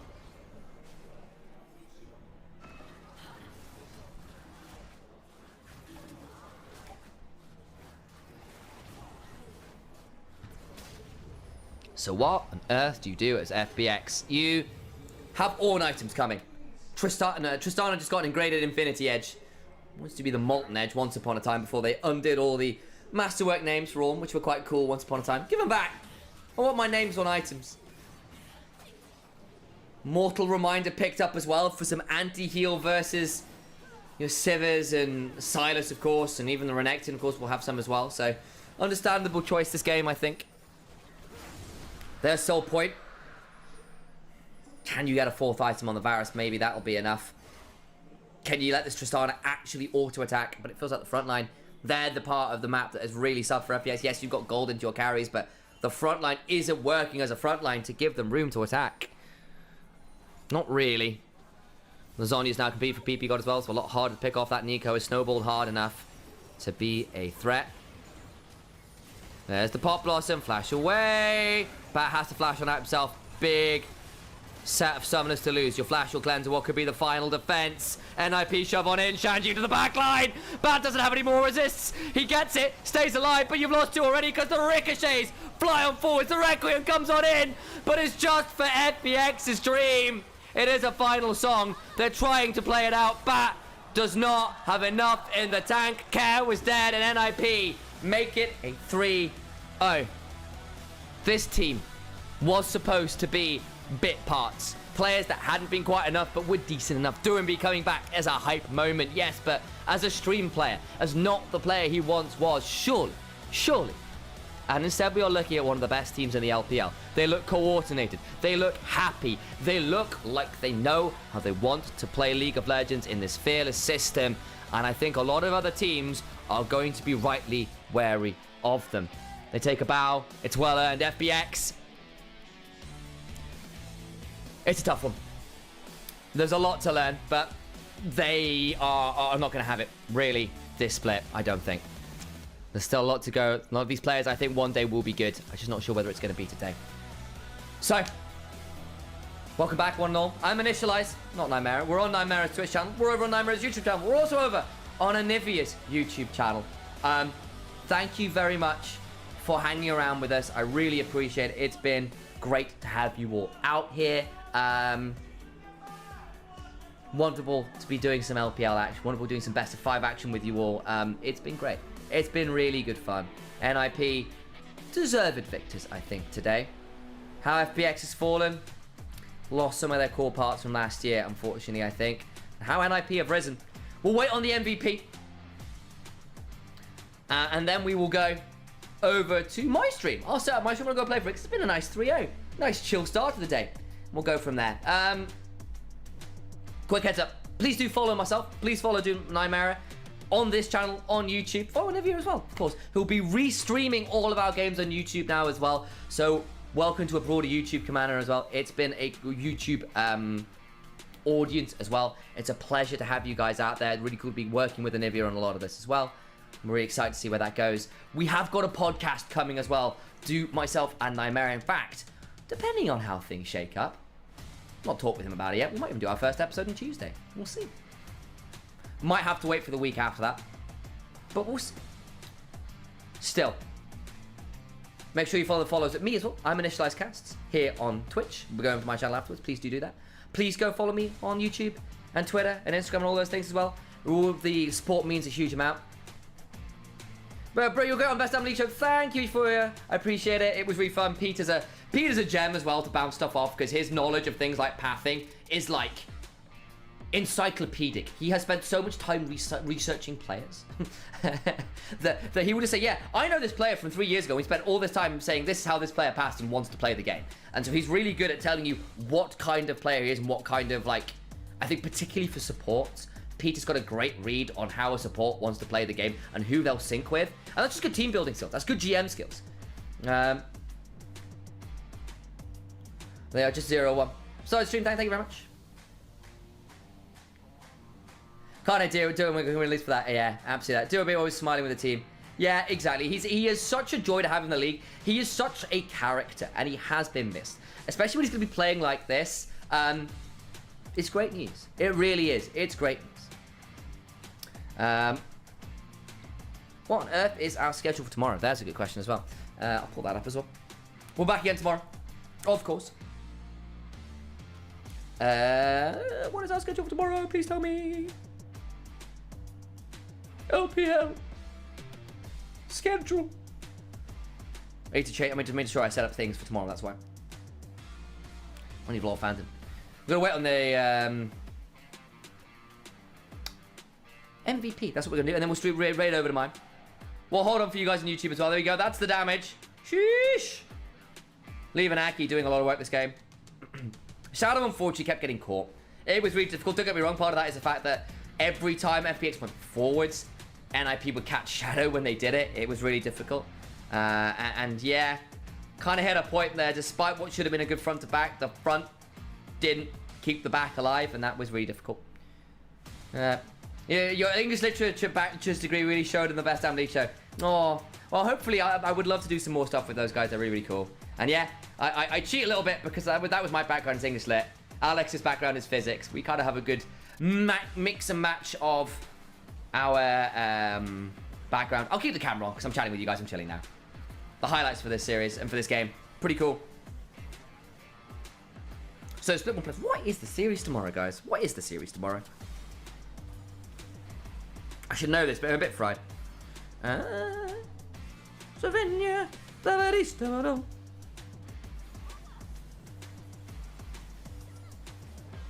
it just not been updated? It's not been updated. God, no.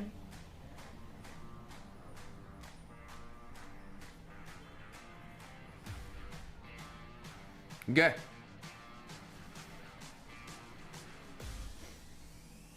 Yeah, put the blinds down a bit low. Oh, it's a bit bright again, is it? Oh, okay. Yeah. It does, like, I'm slowly getting darker and darker as the light consumes me. Oh. Yeah.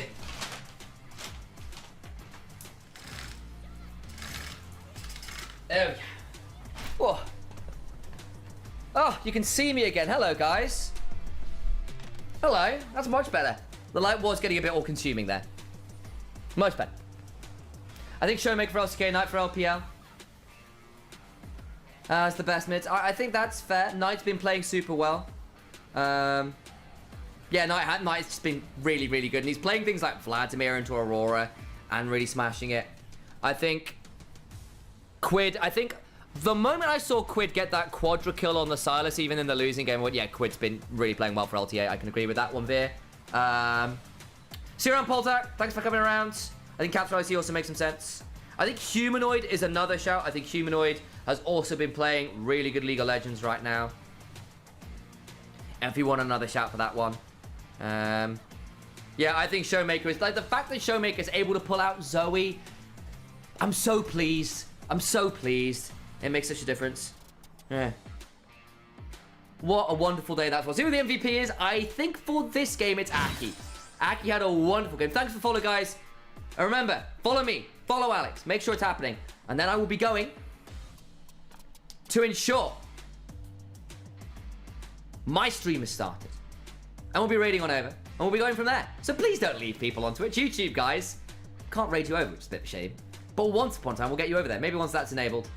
But thank you very much for the kind words. I thought this was a good, fun day back. I appreciate you all for coming on in. Onivia, thank you very much. And shout out to them for setting up the restream. Welcome again to our little community of LPL enjoyers. It's really cool to have you with us. And to have another place to get involved with the LPL, that's really, really awesome. We've been working on this one for a little while over the break, so that's really, really awesome. Here's our MVP. Aki. Aki. The 1 AP jungler the man looks legitimately scary on. It is the Zyra. You can't blame it. You really, really can't. I need to get out of full screen. Let me out of full screen. Okay, guys. I am going to leave it here. Thank you so much for working with it. YouTube, we say goodbye for now. We will be back tomorrow. 9:30 for the start of the stream, 10 for the games for that next series. Don't miss it. I'm going to raid over Twitch to my Twitch channels. For those who want to follow and keep on getting involved in League of Legends, we'll stream a little bit, have a chill time. Come enjoy that one. And I will see you all very, very soon. Goodbye, YouTube, for now. We'll see you tomorrow. Twitch. I'm going to go start up my stream, so we'll go to the end of the game here. And we'll get out from there. So we'll go for a be right back.